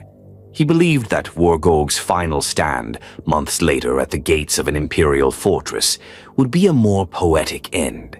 But orcs do not follow scripts. Wargog's capture caused a violent schism in his forces. A rival rose in his place, one more brutal, less coherent, and infinitely harder to predict. The resulting war raised 3 hive worlds Trazyn had hoped to preserve. He sighed, noted the loss, and archived a piece of Wargog's banner with the label, "Attempted editing." Failure. Even failure, after all, is instructive. But Trazyn's greatest manipulations lie not in planetary politics or military misdirection. They lie in the construction of narrative itself. He has been known to forge relics, not to deceive, but to fill gaps. A missing regimental standard lost to time may be subtly recreated based on battle recordings and material analysis. It is indistinguishable from the original. Historians, should they ever be granted access, would not know the difference. Trazyn does not consider this deceit. In his mind, the relic is real enough to fulfill its historical role. This has led to tension even among other necrons. Cryptecs have accused him of fabricating the past. Dynastic lords whisper that his museum holds more fiction than truth. But Trazyn is unmoved. If the story is true, he once said, does it matter if the props are authentic? It is this blurring of reality and narrative that makes his influence so dangerous and so enduring. He has impersonated historical figures at commemorative events. He has inserted actors into living cultures, mimicking gods or heroes from their own myths. Entire religions have shifted course due to a single word spoken by one of his constructs. Entire civil wars have been nudged into existence to ensure a better exhibit. Not all manipulation is direct, some is philosophical. In one particularly elaborate project, Trazyn seeded a xeno species with fragments of human art scattered over centuries. As the species evolved, they interpreted these fragments as divine revelation. Their culture grew around these artifacts, idolizing a hybrid pantheon of emperor worship and ancient Terran literature. When the species was finally encountered by the Imperium, the Adeptus Mechanicus declared it a sign of humanity's divine reach. The truth that Trazyn had planted every icon remains known only to him. There is something unsettling about this, something godlike, for Trazyn does not merely observe history. He curates it, shapes it, corrects it. When a legend lacks a martyr, he provides one. When a prophecy risks irrelevance, he ensures its fulfillment. When a culture fails to honor its past, he builds a better one in miniature. And yet, he does not do this for power. He holds no seat of rulership. He commands no fleets beyond those required to acquire his next exhibit. He does not demand worship, though he has it in some corners of the galaxy where his influence masquerades as divinity. His only reward is immortality of narrative. It is not enough that things happened. They must be remembered properly. And so he continues to adjust, reframe, retell. The galaxy spins, chaos consumes, and yet Trazyn watches, not as a tyrant, but as a curator correcting the errors of a broken stage. In the grand theater of the 41st millennium, where every actor dies screaming and every script ends in blood, there is one audience member who refuses to look away, one presence who edits the play even as it unfolds. That presence is Trazyn, and his shadow lies across every chapter. In a galaxy brimming with wars, gods, and madness, it is easy to overlook the quieter conflicts, those waged not with bolter or blade, but with pride, intellect, and ancient bitterness. Among such duels, none has endured quite like the cold, biting rivalry between Trazyn the Infinite and Orikin the Diviner. Both Necron lords, both masters of their craft, yet as incompatible as knowledge and secrecy, as curation and manipulation. Their feud is not just personal, it is philosophical, a contest between two visions of immortality. Trazyn seeks to preserve the past, Orikin to control the future, and between them lies millennia of insults, sabotage, and battles fought across the threads of causality itself. Their animosity traces back to a time before the Great Sleep, when both were still newly minted immortals in the court of the Silent King. Trazyn, then a rising preserver of Necron-tier culture, had begun constructing the earliest form of his archive. Not yet Solemnace, but a rudimentary collection of relics and digital memory cores. He was obsessed with accuracy, with maintaining the truth of what had come before. Orikin, by contrast, saw the future as his canvas. Through astrology, temporal mathematics, and occult geometries, he claimed to glimpse not just possible futures, but the right ones, outcomes where Necron kind reigned eternal. In Trazyn's eyes, this was arrogance bordering on madness. And in Orikin's, Trazyn's obsession with what had been was nothing more than sentimental decay. They clashed often, at first in courtly debate, then in practical sabotage. When Trazyn attempted to catalog the War of the Shattered Sun, a minor but symbolically important conflict among the Necron dynasties, he found several records inexplicably altered, battles erased, outcomes inverted, heroes replaced with unknown names. He traced the changes not to enemy interference, but to Orikin's private data vaults, where the future had rewritten the past. In retaliation, Trazyn staged one of his most audacious acts. He infiltrated Orikin's observatory on Nikahra, not with an army, but with a suite of polymorphic constructs designed to mimic Orikin's acolytes. Over several decades, they subtly rearranged the glyphs of his star charts, nudged the positioning of chrono engines, and replaced divination oils with slow-reacting null agents.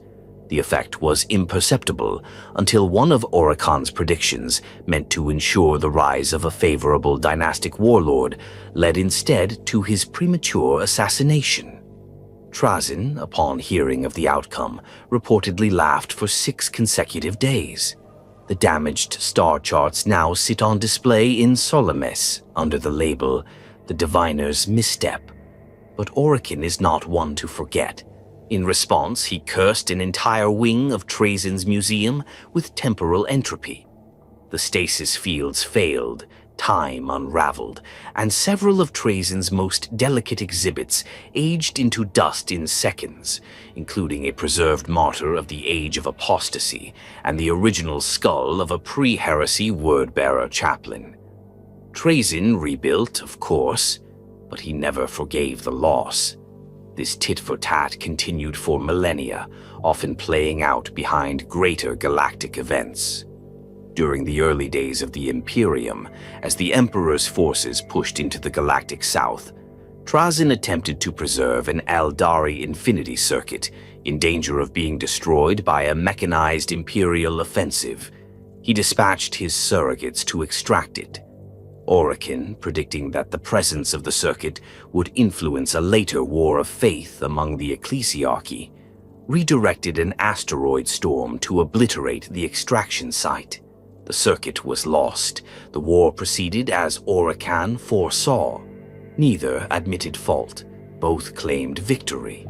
Yet for all their bickering, their most infamous clash came during the Serenade incident, a conflict so bizarre and layered in subterfuge that even now scholars debate whether the entire thing was staged. Serenade was a verdant, death-world moon orbiting a collapsed neutron star. Beneath its surface lay a Necron vault containing a shard of the Citan known as the Deceiver, one of the most dangerous entities ever encountered by the Necron race. Both Trazyn and Orican became aware of its existence, though for vastly different reasons. Orican sought to harness the shard to refine his chronomantic predictions. He believed that the Deceiver's ancient mind could enhance his temporal scope, allowing him to see not just the future, but how to manipulate it more precisely. Trazyn, however, viewed the shard as a relic of immense cultural significance, a fragment of the star gods who had once ruled their kind, now broken and imprisoned.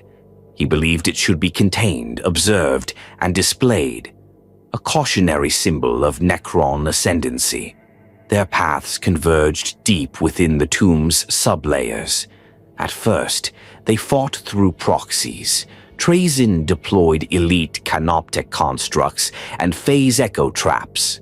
Orican sent time-displaced assassins and entropy fields that turned machinery to rust mid-function.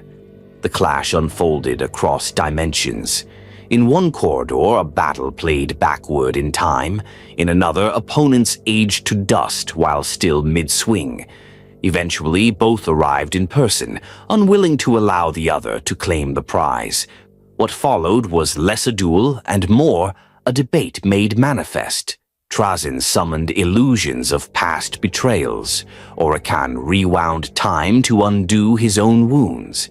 They spoke in ancient dialects older than the stars, weaponized arguments, and conjured metaphors into matter. At one point, Orican summoned a version of himself from a future where he had won. Trazyn captured it in a tesseract labyrinth on the spot. Their fight was only halted when the Deceiver, long imprisoned but far from powerless, began laughing. They had done precisely what it desired. Their conflict had weakened the containment protocols. The shard began to reawaken. Realizing their mistake, Trazyn and Orican did what Necrons rarely do. They cooperated. Together, they recalibrated the tomb's chronolocks, forged an overlapping phasic field, and used a convergence of 2 alternate timelines to trap the shard between moments. It was not destroyed. Such things cannot be, but its will was shattered anew, reduced to inert fragments. They did not thank each other. They did not shake hands. They simply turned away and departed. Trazyn's records claim he took a sliver of the shard back to Solemnes. Orican's chronicles assert he never allowed it. Neither can prove the other wrong, which, in many ways, is precisely how they prefer it. Their rivalry continues to this day, when Trazyn publishes a treatise on cultural collapse in the age of apostasy. Orican releases a counter-thesis predicting the resurgence of ecclesiarchal supremacy in M42. When Orican uncovers a lost Necron tomb world buried beneath the crust of an Eldar maiden world, Trazyn dispatches a surrogate disguised as a seer who derails the excavation with carefully seeded prophecies of doom. They are adversaries. They are mirrors. They are two immortal minds vying for control over what matters more, the memory of the past or the shape of the future. But perhaps the strangest truth is this.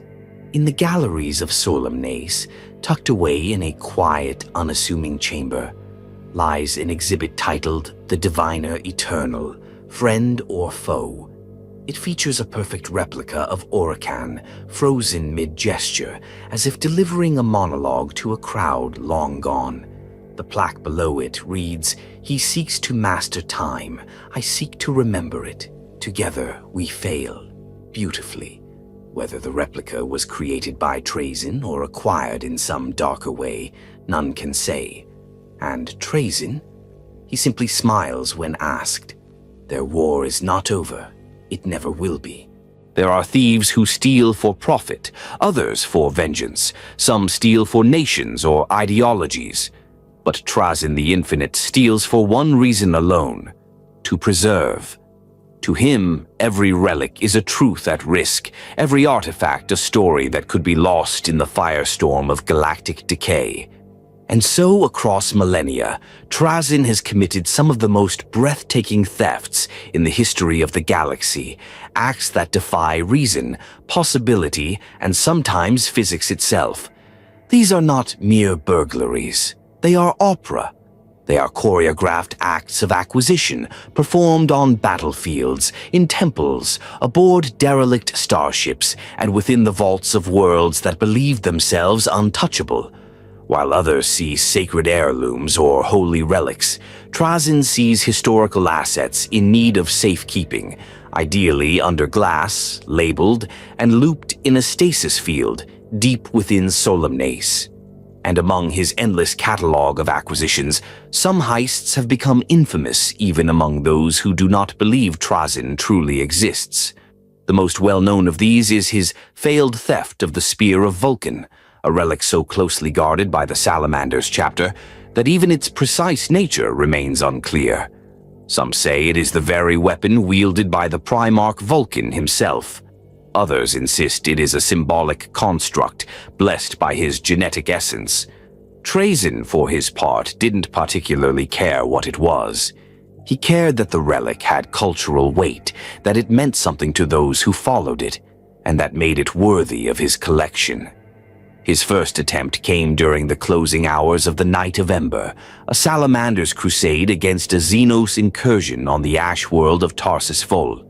As the chapter prepared to extract, Trazyn infiltrated their reliquary chamber under the guise of a tech marine, his surrogate mimicking not just speech patterns but biosigns. He almost succeeded. The spear was in his grasp when Forge Father Vulcan Hastan entered the sanctum and immediately sensed the wrongness. What followed was a duel across burning catwalks and collapsing forge structures. Trazyn escaped with minor injuries and a perfect 3D projection of the weapon's outer casing. The label in Solemnace reads, "Almost, the spear that refused preservation." Years later, he tried again. This time, he manipulated a minor warp storm to isolate a Salamander strike cruiser, transporting the relic during a redeployment. With the ship's Geller fields weakening, Trazyn's forces teleported aboard, neutralizing defenses with temporal stasis bursts. What he didn't account for was the will of the relic itself. As his constructs approached, the spear reacted violently, glowing with an inner flame and erupting in a burst of energy that vaporized 2 cryptechs. The Salamanders used the chaos to repel the intrusion. Trazyn later admitted the spear had protective qualities that exceeded standard relic thresholds. But not all of his heists end in failure. Perhaps his most shocking success came during the Battle of Aduma Phi, when an imperial war effort was centered around a shrine containing the preserved remains of Saint Callia of Ventrus, a revered martyr who had died leading a suicidal charge against the word-bearers. The bones of the saint were believed to inspire loyalty and fearlessness. The shrine was fortified, defended by sororitas, psychers, and several companies of Astra Militarum. And yet, one morning, the saint was simply gone. No alarms tripped, no bodies found, only a soft hum, a lingering scent of ozone, and a note carved into the wall in High Gothic. Preserved for posterity, the Imperium declared the act heresy of the highest order. Multiple inquisitors were dispatched. Blame fell upon everyone, from local cultists to rival Xenos. But deep within Solemnace, Callia remains, perfectly preserved in a stasis field, her final scream of defiance frozen for eternity.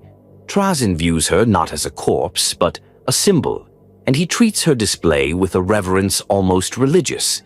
Then there was the time heist of Ilari's paradox. The Eldar craft world of Ilari had long safeguarded a temporal crystal said to record the movements of its farseers across multiple timelines. Trazyn wanted it, not for power, but because the artifact represented an attempt to understand the future through aesthetics, not numbers. It was, in his words, an artistic effort to visualize time. To obtain it, he didn't assault the craft world. He didn't infiltrate their vaults. Instead, he sent the crystal 1,000 years into the past. By exploiting a minor loop in the crystal's time recording function, Trazyn created a moment where the crystal misremembered its own location. It vanished from the vault, appeared in a pre-selected ruin on a dead moon, and was collected by Trazyn's servitors without incident. The Eldar were still debating how the theft occurred when he already had the exhibit installed. Of all his heists, however, one stands apart, not for its daring, but for its moral ambiguity. The clone of Fulgrim. It began as a deal with Fabius Beale, the deranged apothecary of the Emperor's children. Bile wanted access to Eldar soul capture technology for his own experiments. Trazyn offered him a fragment of it, in exchange for what Bile called a flawed experiment. A clone of Primarch Fulgrim, created before the demon had fully consumed the original's essence. The trade was made on neutral ground, a derelict space station adrift in the void. No servants, no weapons, just science and secrets. Bile delivered the clone in a stasis capsule, its eyes closed, its features eerily serene. Trazyn was silent as he examined it. Was it a war crime, a blasphemy, or a gift to history? Back in Solemnace, the clone is not displayed. It is housed. Trazyn speaks of it rarely, but when he does, it is with hesitation, an unusual trait for one so boastful. Not everything, he has said, belongs on a pedestal. Some artifacts are meant to be kept in the dark, their value known only by the curator. The collection grows, and with each edition, Trazyn becomes more of a myth among the galaxy's scholars, priests, and collectors. Some say he cannot be stopped. Others claim he has grown so advanced that he only steals what will eventually be forgotten anyway. There are even whispers that he once stole a moment itself, a piece of time plucked from a timeline that no longer exists, stored in a cube of quantum crystal, watched by constructs that weep in languages unknown. And through it all, Trazyn walks the halls of his museum, adjusting displays, rotating exhibits, and occasionally smiling at his own ingenuity. He is not always the first to a battlefield, nor the last to leave. But his fingerprints are everywhere, on shattered icons, on vanishing relics, on the hollow places where legends used to stand. To some, he is a thief. To others, a preserver. But in his own mind, he is neither. He is the custodian of memory, the silent architect of remembrance, the infinite collector of what the galaxy would otherwise destroy. And the greatest thefts, he believes, are still to come. Trazyn the Infinite does not often act in the present. For all his ceaseless acquisition, his gaze tends to linger on moments long past, wars already fought, martyrs already slain, memories in need of preserving before they slip into obscurity. And yet, there have been rare occasions when even he has recognized that the now must be seized before it too is lost forever. One such moment came at the end of Cadia. The fall of the fortress world was one of the most significant events in the history of the Imperium. It marked the true arrival of Abaddon, the Despoiler's 13th Black Crusade, the destruction of the Necron-built pylons, and the cracking of reality itself with the birth of the Great Rift. Untold billions died, entire fleets vanished, even the stars burned differently in its aftermath. And Trazyn was there, not watching from afar, not dispatching proxies, but physically present, walking among the ruins of a collapsing defense line, shoulder to shoulder with desperate Imperial forces. Why he came has been the subject of endless speculation. Was it to observe history firsthand? To retrieve a relic before it was lost? Or was it perhaps something even stranger, a rare moment of shared cause? The truth is not simple. It never is with Trazyn. His involvement began decades earlier, when one of his ancient reliquaries deep within Solemnace began to tremble. A bell, sealed since the age of apostasy, began to ring of its own accord.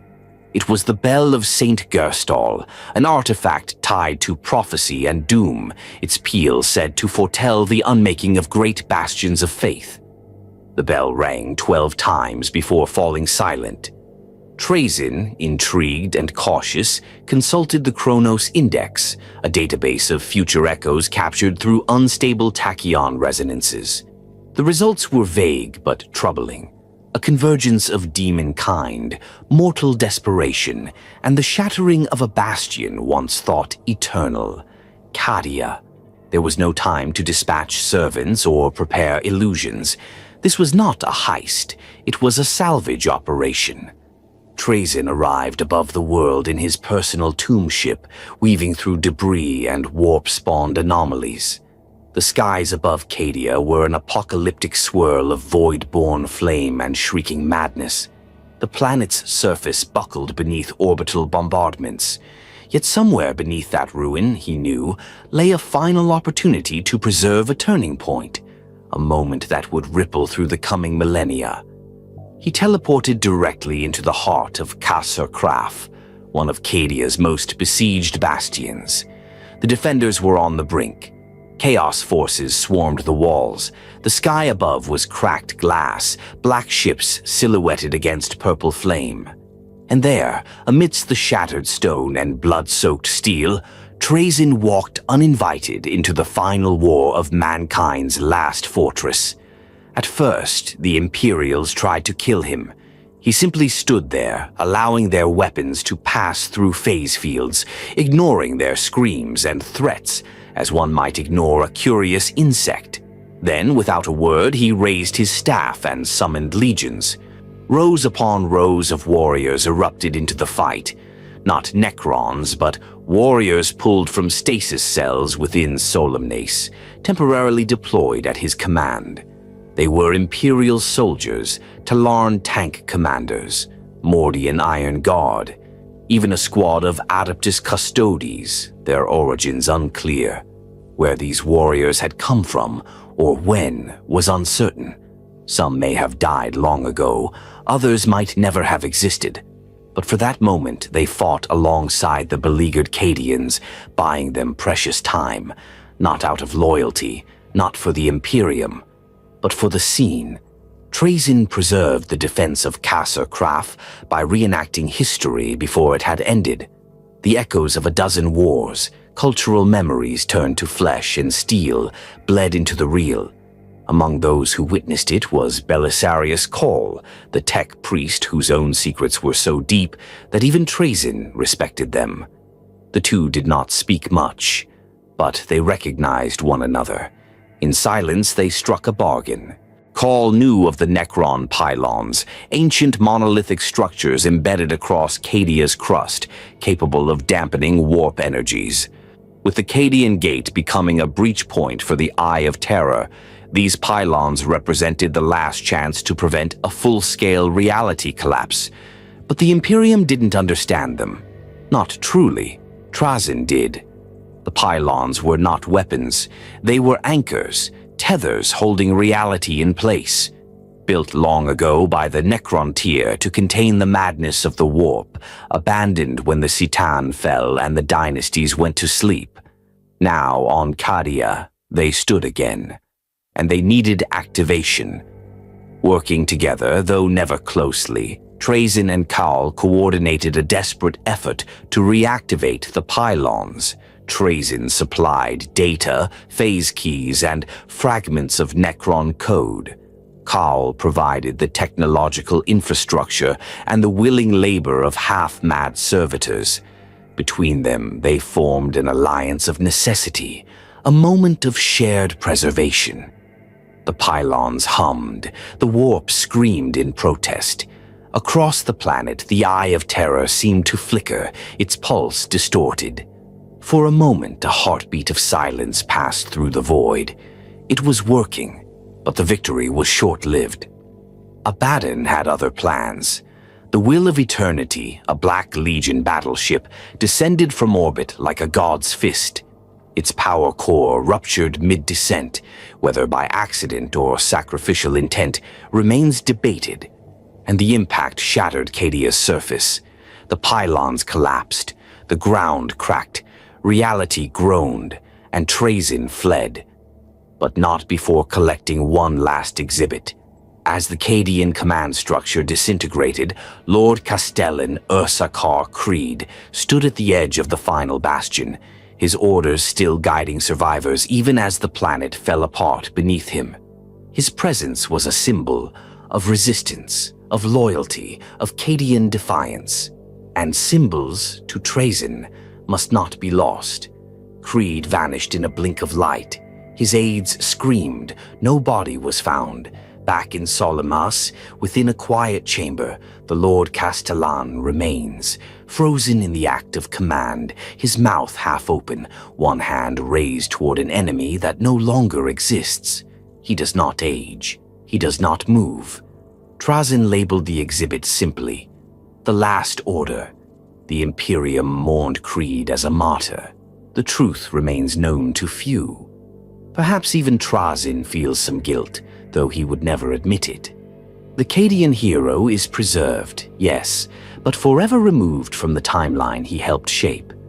In the years since, rumors of Trazyn's role have swirled across battlefields and archives.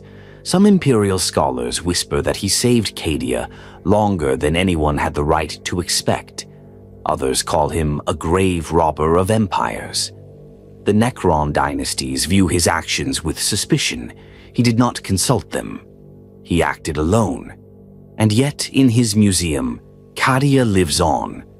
The last moments of the fortress world are reconstructed in detail, a diorama of war, the final siege, the activation of the pylons, the brief alliance with Kaul.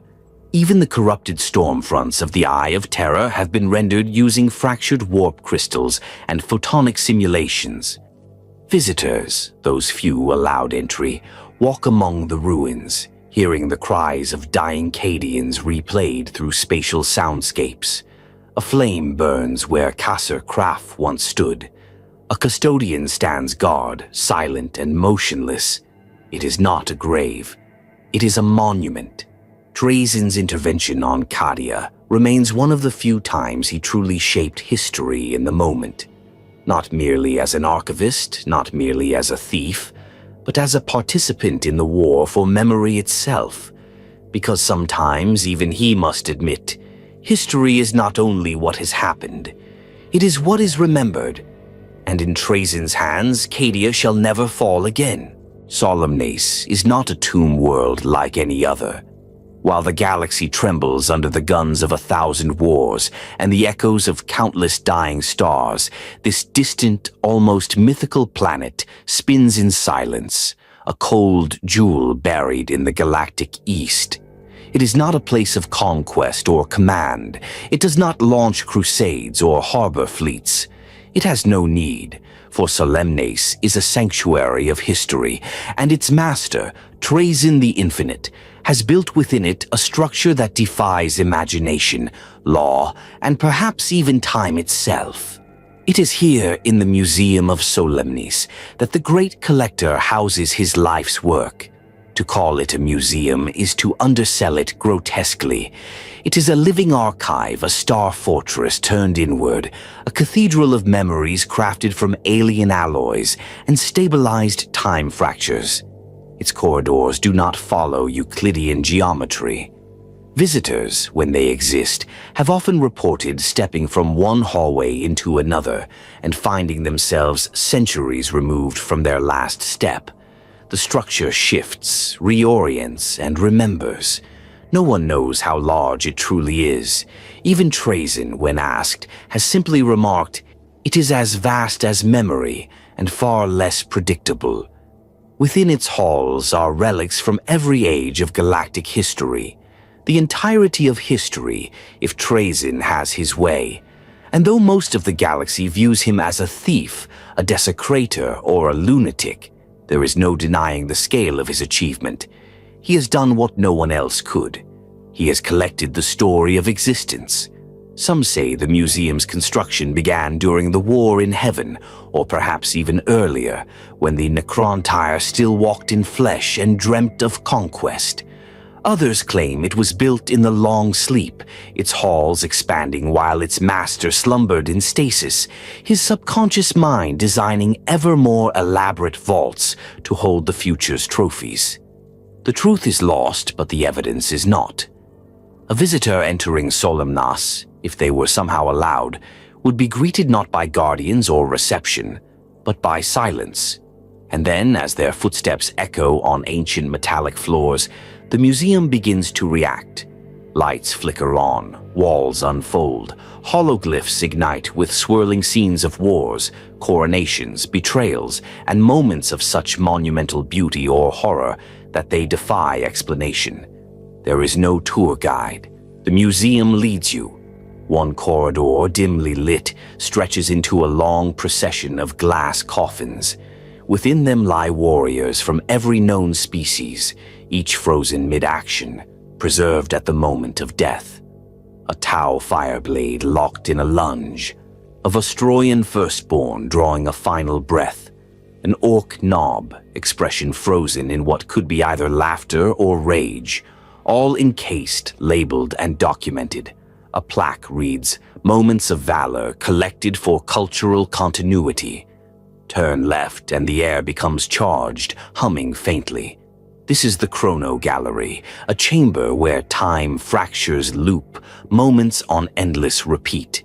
The assassination of a cardinal during the Age of Apostasy plays again and again, her falling chalice caught perpetually mid-air. The founding of the Blood Angels flickers in fragments. A battle between pre-heresy Luna Wolves and Dark Eldar replays every 17 seconds. No explanation is given. Only the question, is the past more real when it never ends? Beyond lies the Hall of Doubt, where events that might have happened are curated. These are not fabrications, Trazyn insists. They are alternate truths, fragments of timelines erased or never born. Here one finds a golden statue of Horus ascending the throne of Terra, lauded by custodians. A fragment of a victory speech given by the Emperor of Mankind, as if he had not been wounded on the Golden Throne. A broken Eldar soulstone that whispers of a universe where the fall never occurred. Whether these are real or simply hallucinations captured from psychic detritus is irrelevant. To Trazyn, they belong. One of the most controversial sections is the Sanctum of Betrayals. Within it lie the relics of treachery, the dagger that felled Governor Ardent in the first uprising of the Vervenhive Wars, the battle standard of the Iron Warriors from the Day of Wrath, the remains of a word-bearer icon altar, blackened by fire and blood, all presented not to glorify evil, but to preserve it. Trazyn believes that without the record of betrayal, loyalty becomes meaningless. But not all exhibits are so clear in purpose. Near the core of the museum lies a chamber with no name. It holds no light and only opens once every 1,000 years. Inside there is said to be the last breath of a dying god, captured in a phase glass sphere. Some say it is the Khitan Nyadrazatha, whose essence Trazyn once contained during a battle with the Silent King. Others believe it is something older, an entity so alien it predates even the Necron tier. Whatever it is, the chamber is always surrounded by canoptic sentries who do not move. Some exhibits border on the absurd. A preserved Leman Russ battle tank, painted in the colors of a regiment that never officially existed. A chain of servitor skulls, wired together into a choir that hums Gregorian hymns backwards. A bottle labeled Tears of a Saint, with no further explanation. Trazyn enjoys these. They are his jokes, though few laugh. And then there is the Gallery of the Lost. This wing is rarely spoken of, even among the cryptecs who serve him. It contains not relics, but people. Preserved in stasis, thousands of individuals lie suspended, some known to history, others plucked from obscurity at the moment of triumph or death. Lord Castellan Creed is here, frozen mid-command. So too is an inquisitor thought martyred on the black moons of Dregval, a sister of battle who once held a cathedral alone for 11 days, an Ogren who saved 3 children from a fire started by a chaos incursion. None are posed, none are arranged, they simply are. Trazyn insists they are not prisoners, merely participants in the narrative of legacy. He has gone so far as to say that the museum does not belong to him at all, that he is merely its curator, and that the exhibits exist of their own accord, desiring to be remembered. He views his work as a service, one only he is capable of rendering in a galaxy that forgets faster than it learns. The criticism he receives does not trouble him. To the Imperium, he is a desecrator. To the Eldari, a mocker of legacy.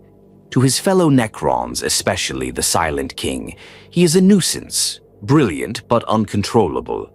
Yet none can deny that when all else is ash, Solimus will endure. While worlds burn and gods scream and the stars blink out one by one, Trazyn's museum will remain. A record of what was, a memory of what mattered, a bulwark against oblivion. He walks its halls each day, adjusting displays, correcting translations, archiving new moments. He mutters to himself in languages long extinct. He argues with his own records. He laughs when he discovers contradictions, because contradictions mean complexity, and complexity is beautiful. And when he pauses before an exhibit, be it a mummified tyrant, a fossilized void whale, or the shattered skull of a space marine sergeant, he does not see war or pain. He sees proof that something happened, and as long as he remembers it, as long as he preserves it, it can never truly be lost. Few beings in the galaxy are as deeply associated with the concept of relics as Trazyn the Infinite. To many, a relic is a sacred object, an ancestral weapon, or a symbol of divine providence. But to Trazyn, relics are something more, instruments of narrative. Each weapon, staff, artifact, or containment device he wields is not just a tool but a thread in the ever-growing tapestry of galactic memory. His arsenal is not built for war in the traditional sense. It is a collector's kit, sharpened to a scalpel's edge, designed for extraction, disruption, and preservation. It is also a source of endless confusion, because Trazyn's armory does not behave like any other in the known galaxy. What appears to be a simple staff may be a data lattice from a lost dynasty. What seems to be a teleport beacon might, in fact, be a repurposed phase gate fragment designed by a cryptech thousands of years dead. And yet, it works. It always works. Because behind the eccentricity is purpose, and beneath the purpose is power. At the center of his personal weaponry is the empathic obliterator, more commonly known as his empathic obliterator staff. To a cursory glance, it looks like a typical Necron staff of office, sleek, metallic, etched in old Necron hieroglyphs that glow with a cold turquoise light. But its true purpose is far more nuanced. The empathic obliterator does not simply destroy, it removes. When activated, this weapon projects a wave of energy that targets the very emotional memory of a being's presence. Entire squads have been known to vanish without a trace. No blood, no bones, no screams, because they were simply forgotten, erased from the battlefield's narrative. Those left behind struggle to even recall who their fallen comrades were or why they'd been fighting in the first place. Records glitch, Auspex logs stutter, Vox chatter cuts to silence. Trazyn once used it to erase an entire inquisitorial kill team mid-battle. When reinforcements arrived, they found a cleared plaza and an Imperial tank abandoned with its engines still warm. Not one survivor could remember why the squad had been deployed. The staff, in Trazyn's own words, is a mercy device for what is death compared to being unremembered. Then there are the Tesseract Labyrinths, compact cube-shaped containment devices forged from phase-locked hypermaterial and folded dimensions.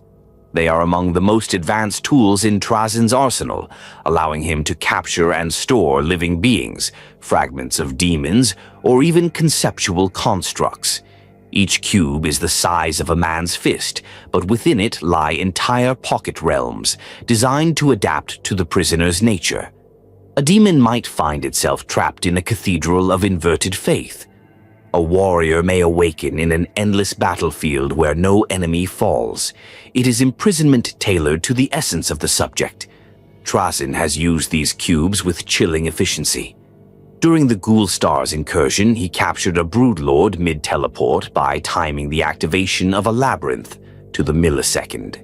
At the siege of Orphean Vaults, he used a labyrinth to imprison a Death Guard sorcerer whose body was composed primarily of living plague. Even the notorious Shard of the Void Dragon, once briefly uncontained by the Mechanicus on Mars, may have been studied by Trazyn through an earlier, less refined version of these devices, though he denies any direct involvement. Not all of his tools are technological. Trazyn is known to possess a chronopergola, an arcane relic believed to manipulate time not in linear flows, but as an emotional force. When deployed, this lattice of shimmering wire and crystal refracts not light but memory, causing enemies to experience nostalgia, dread, or déjà vu so intense that they falter mid-strike. In one documented case, a group of Adepta Sororitas halted their assault and fell to their knees weeping, overcome by the inexplicable belief that they had already died in the exact moment they were living.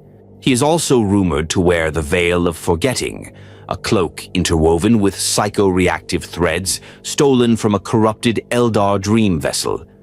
When activated, the cloak bends light and thought alike, rendering Trazyn invisible, not just to sight but to intention. A sniper might see him, recognize him as a target, and then forget they were aiming. A psyker might lock onto his signature, only to lose track the moment they prepare a strike. Trazyn doesn't rely on brute force. He uses curation as a weapon, but even his body is a relic. Like many cryptex of his status, Trazyn rarely enters battle in his true form. Instead, he employs surrogates, remote bodies constructed of adaptive necrodermis, controlled by his consciousness from the heart of Solemnes. These surrogates are not simple drones. They are avatars, handcrafted over centuries to reflect moments in Necrontier history. One such surrogate resembles a forgotten Necron noble from the Drazak Conclave, his armor stylized in ancient honorifics. Another is modeled after a mythic hero from Necron pre-biotransference myth, a ceremonial mantle included purely for artistic effect. Even in war, Trazyn insists on aesthetic continuity. These bodies are equipped with deployable canoptech drones, multi-directional phase arrays, and cloaked translocators. Trazyn can blink across a battlefield, disassemble into swarm form, or vanish entirely into a localized fold of stasis. And yet, he rarely kills. Unless absolutely necessary, Trazyn's priority is always the same: to acquire, to preserve, to prevent what he deems historical events of significance from being corrupted or lost. This leads to complex battlefield behavior. In the middle of a war zone, Trazyn might pause a battle to scan a falling banner, neutralize an artillery piece just to prevent it from damaging a building he wants preserved, or teleport an entire unit of dying Astartes into stasis rather than allow their gene seed to be lost. These actions often confuse allies and infuriate enemies. To the Imperium, he is an unpredictable variable, sometimes aiding battles by eliminating demonic forces, other times vanishing with irreplaceable holy relics. To his fellow Necrons, he is a rogue actor, respected but deeply untrusted. Few cryptechs possess his breadth of knowledge, and fewer still would dare equip themselves with a gallery of tools built more for curating existence than ending it. Perhaps the most controversial item in his possession is the Tablet of the Ninefold Seal, a relic so ancient that it predates even the war in heaven. Its glyphs shift constantly, revealing new prophecies depending on the observer's intent. Trazyn uses it not to predict events, but to guide collection priorities. When the glyphs aligned into the symbol for Crimson Judgment, he traveled to Baal seconds before the arrival of the Tyranids. When the tablet turned to the glyph for Final Silence, he attended the siege of Cadia. To Trazyn, his tools are not just weapons. They are keys, each unlocking a different fragment of the galaxy's memory. The empathic obliterator removes. The Tesseract labyrinth preserves. The veil forgets. The pergola reshapes. And through all of them, Trazyn builds his legacy not with armies, but with precision. In a universe obsessed with destruction, Trazyn is a paradox. He brings violence not to dominate, but to rescue. He walks among the dying not to mourn, but to remember. And when he raises his staff when the symbols ignite and reality shifts around him, it is not to claim victory, but to capture a moment before it vanishes forever. Because in Trazyn's eyes, nothing truly dies unless it is forgotten. And with the right tool in hand, nothing need be. Among the many entities that Trazyn the Infinite has encountered, frustrated or outwitted, none has occupied his attention so completely, nor vexed him so thoroughly, as Orican the Diviner. Where Trazyn is a curator of what was, Orican is a manipulator of what might be. Trazyn seeks to preserve the past in pristine stasis. Orican seeks to reshape the future through chronomantic mastery. The result is a rivalry so ancient, convoluted, and petty that even the gods of chaos might blink in confusion. It is not merely a conflict of personality, though their personalities clash like flint on steel. It is a war of philosophies, two Necron minds, ancient beyond measure, caught in a long, quiet game that spans entire epochs. Each believes himself the true steward of their civilization's destiny. Each regards the other as a dangerously deluded egotist with access to far too many resources, and each refuses to let the other win. Their story begins in the decaying twilight of the war in heaven, when both served as junior cryptechs in different courts. Trazyn, even then, was obsessed with recording events, preserving battle records, and salvaging war relics that others deemed insignificant. Orican, meanwhile, had already begun his dangerous dabblings into chronomancy, the art of manipulating time through arcane mathematics and stellar alignments. The first documented conflict between them occurred on the crystalline moon of Jarnath-Sek, where Trazyn had journeyed to acquire the ossified remains of a Citan killer known as the Hollow Flame. Unbeknownst to him, Orican had calculated that removing the Hollow Flame would create a cascading effect on future battle probabilities, possibly destabilizing a projected Necron resurgence 2 million years hence. What followed was less a battle and more a theoretical shouting match waged through particle beam projectors, trap glyphs, and containment fields. Trazyn nearly succeeded in escaping with the relic, only for Orican to trigger a localized time reversal, effectively undoing Trazyn's theft. Trazyn, of course, retaliated. A century later, during the reclamation of the Necron archive, he replaced one of Orican's assistants with a disguised construct programmed to make a critical miscalculation during a major astral conjunction. The resulting error caused Orican to miss a rare stellar alignment, denying him access to a decade of precognitive clarity. In response, Orican infected one of Trazyn's surrogate bodies with a viral hex code that caused it to uncontrollably quote Necron romantic poetry mid-sentence. And this is how it has gone. For millennia. Some rivalries end in mutual respect. This one festers in mutual exasperation. Neither has been able to fully best the other, and yet neither has ever walked away.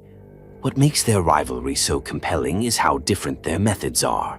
Orican operates in near solitude. His laboratories are sealed from time itself. He consults star charts that no longer exist and uses enslaved chronomantic entities to calculate outcomes centuries in advance. His predictions are unnervingly precise, and yet his fixation on destiny often blinds him to the irrational, the chaotic, the human. Trazyn thrives in that very chaos. He wanders into battlefields in holographic disguise, plunders sacred temples with a grin, and treats every conversation like an opportunity for archival enrichment, where Orican sees fate, Trazyn sees narrative.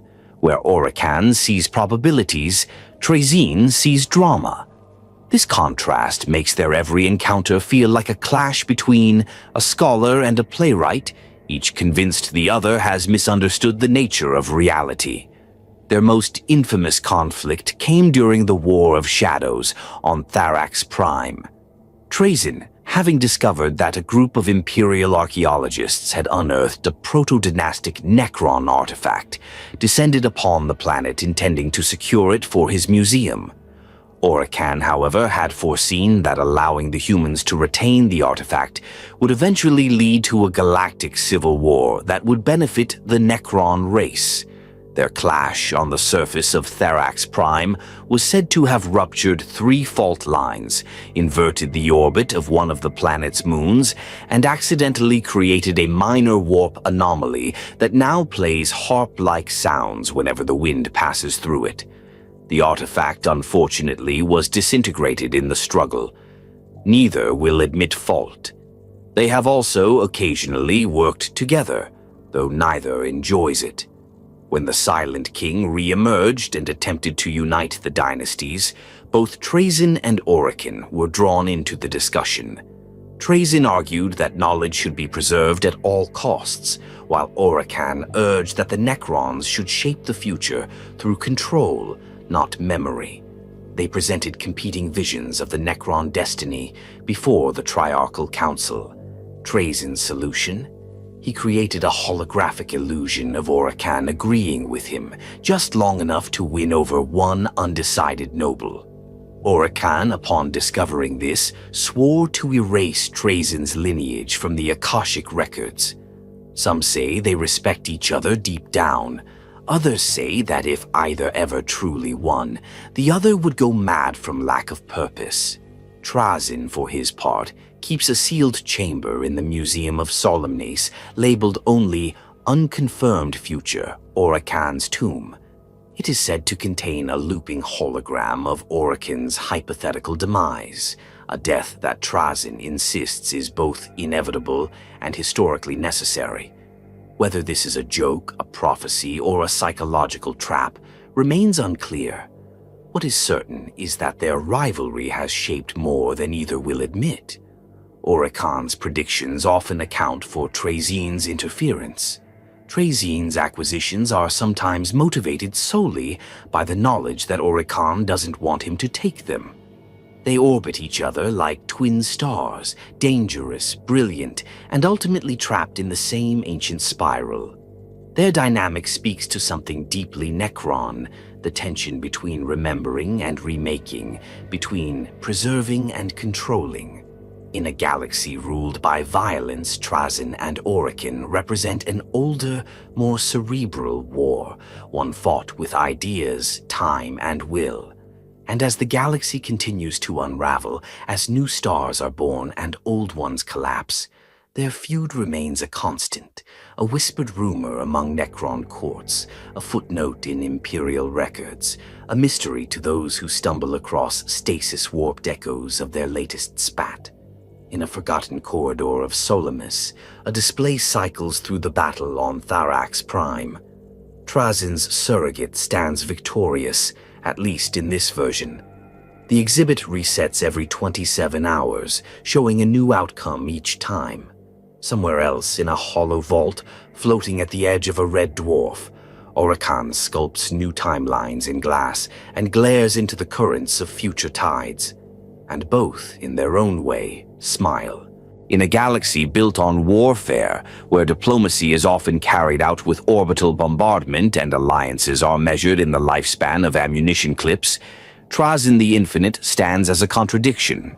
He is not a general. He does not command legions. He has no formal allies, and yet few individuals, Necron or otherwise, can claim to have shaped so many pivotal moments across so many factions, all without raising a standing army. This is not a tale of conquest. This is a tale of manipulation, of subtle influence, of intervention, both unwanted and unexpected. To the Imperium, Trazyn is a myth, half demon, half machine, who steals relics from sanctified vaults, appears without warning on battlefields, and leaves behind chaos in his wake. He is whispered of by inquisitors, cursed by ecclesiarchs, and pondered by tech priests who have glimpsed his handiwork through broken machine code in ruined cathedrals. But the truth is more complex. Trazyn does not merely steal from the Imperium. He often saves it when doing so serves his purpose. His presence at the fall of Cadia is the most obvious example, but hardly the first.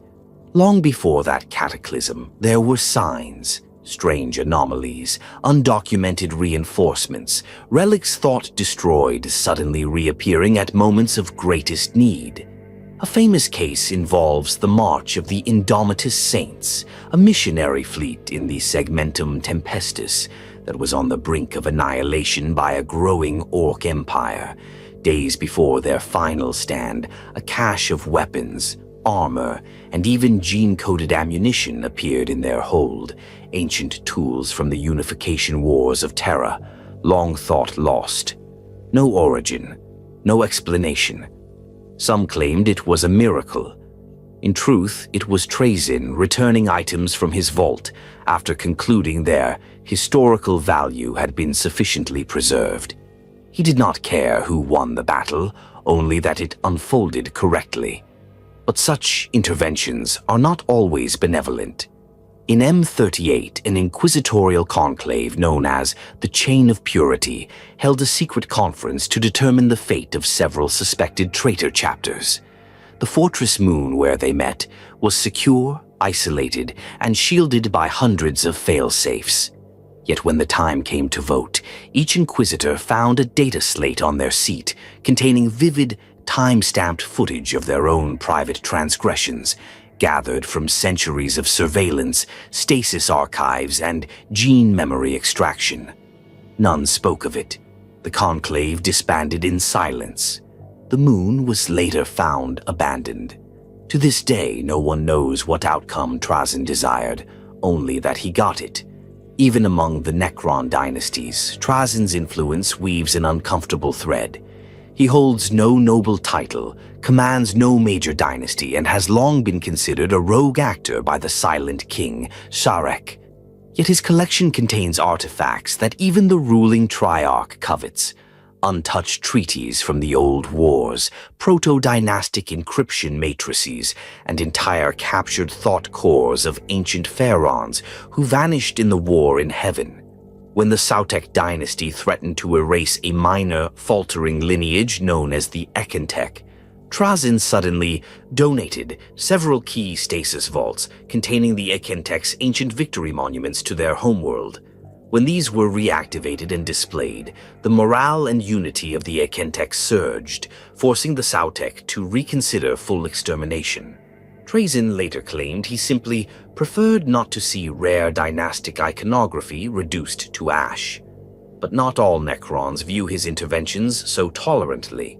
Anrakir the Traveler, once a respected peer of Trazyn's, now considers him an irredeemable menace.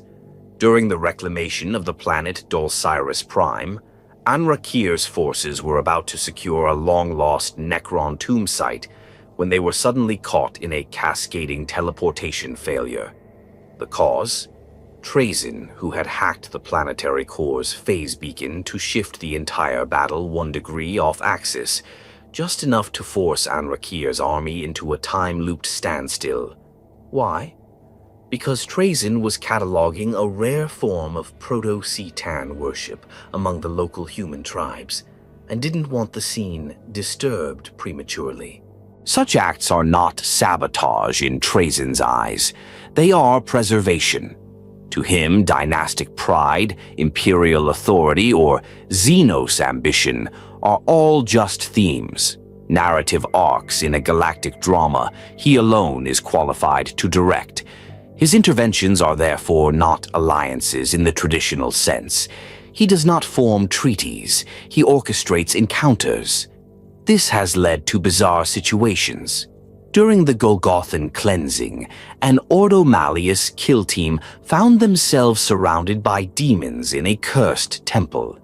Just as they were about to be overwhelmed, a swarm of canoptek scarabs erupted from the stone floor and formed a containment field. Moments later, a Necron figure cloaked in gold-etched robes appeared, scanned the entire temple, teleported the Chaos relic at its center into stasis, and vanished. The Inquisitors never reported it officially, but privately, they described the encounter as being rescued by a living museum exhibit. Then there was the Crimson Accord of 758.M41, a rare truce between 3 rival rogue trader dynasties signed aboard a derelict void ship in orbit of a dying star. The accord was brokered in complete secrecy, so secret, in fact, that the parties were unaware they had been recorded by microphotonic insects embedded in the ship's atmosphere systems. Weeks after the truce was signed, each trader received a commemorative hololith of the signing ceremony, delivered by an anonymous source. The message read, "History deserves a witness." That signature, a stylized glyph from the Museum of Solimus. It is not always clear what Trazyn wants. He does not seek conquest or empire. He has no interest in ruling, commanding, or even influencing policy in any direct way. What he desires is something stranger, consistency. For events to unfold in ways that are coherent, rich with meaning, historically significant. When they do not, when a battle is too sloppy, a hero dies too early, or a prophecy is violated, he adjusts it. Sometimes with artifacts, sometimes with armies, sometimes with whispered secrets delivered to the right person at just the right time. There is no limit to how far he will go. He has impersonated imperial officials using surgically sculpted illusion projectors. He has posed as a harlequin to gain access to an Aeldari craft world. Once, according to the dubious journal of an Ordo Xenos agent, he even attended a Tyranid synapse relay using a psychic shell constructed from telepathic feedback echoes, though this may be apocryphal even by Trazyn's standards. What is certain is that no one is immune to his attention. No event is too small, no relic too obscure. A knife used in a regicide on a forgotten hive world might be just as important to him as a Primarch's gene seed. A poem written by a dying guardsman may be as valuable as a demon prince's heart. Because to Trazyn, it is context, not power, that determines worth. His web of influence is wide, but it is also fragile. He is no god. He cannot hold the galaxy together. But he can, for a time, slow the unraveling. One carefully preserved betrayal at a time, one salvaged martyr, one stolen crown, one false identity worn in just the right moment. Because history is not simply a record of events. It is a performance. And Trazyn the Infinite, he is its most obsessive director.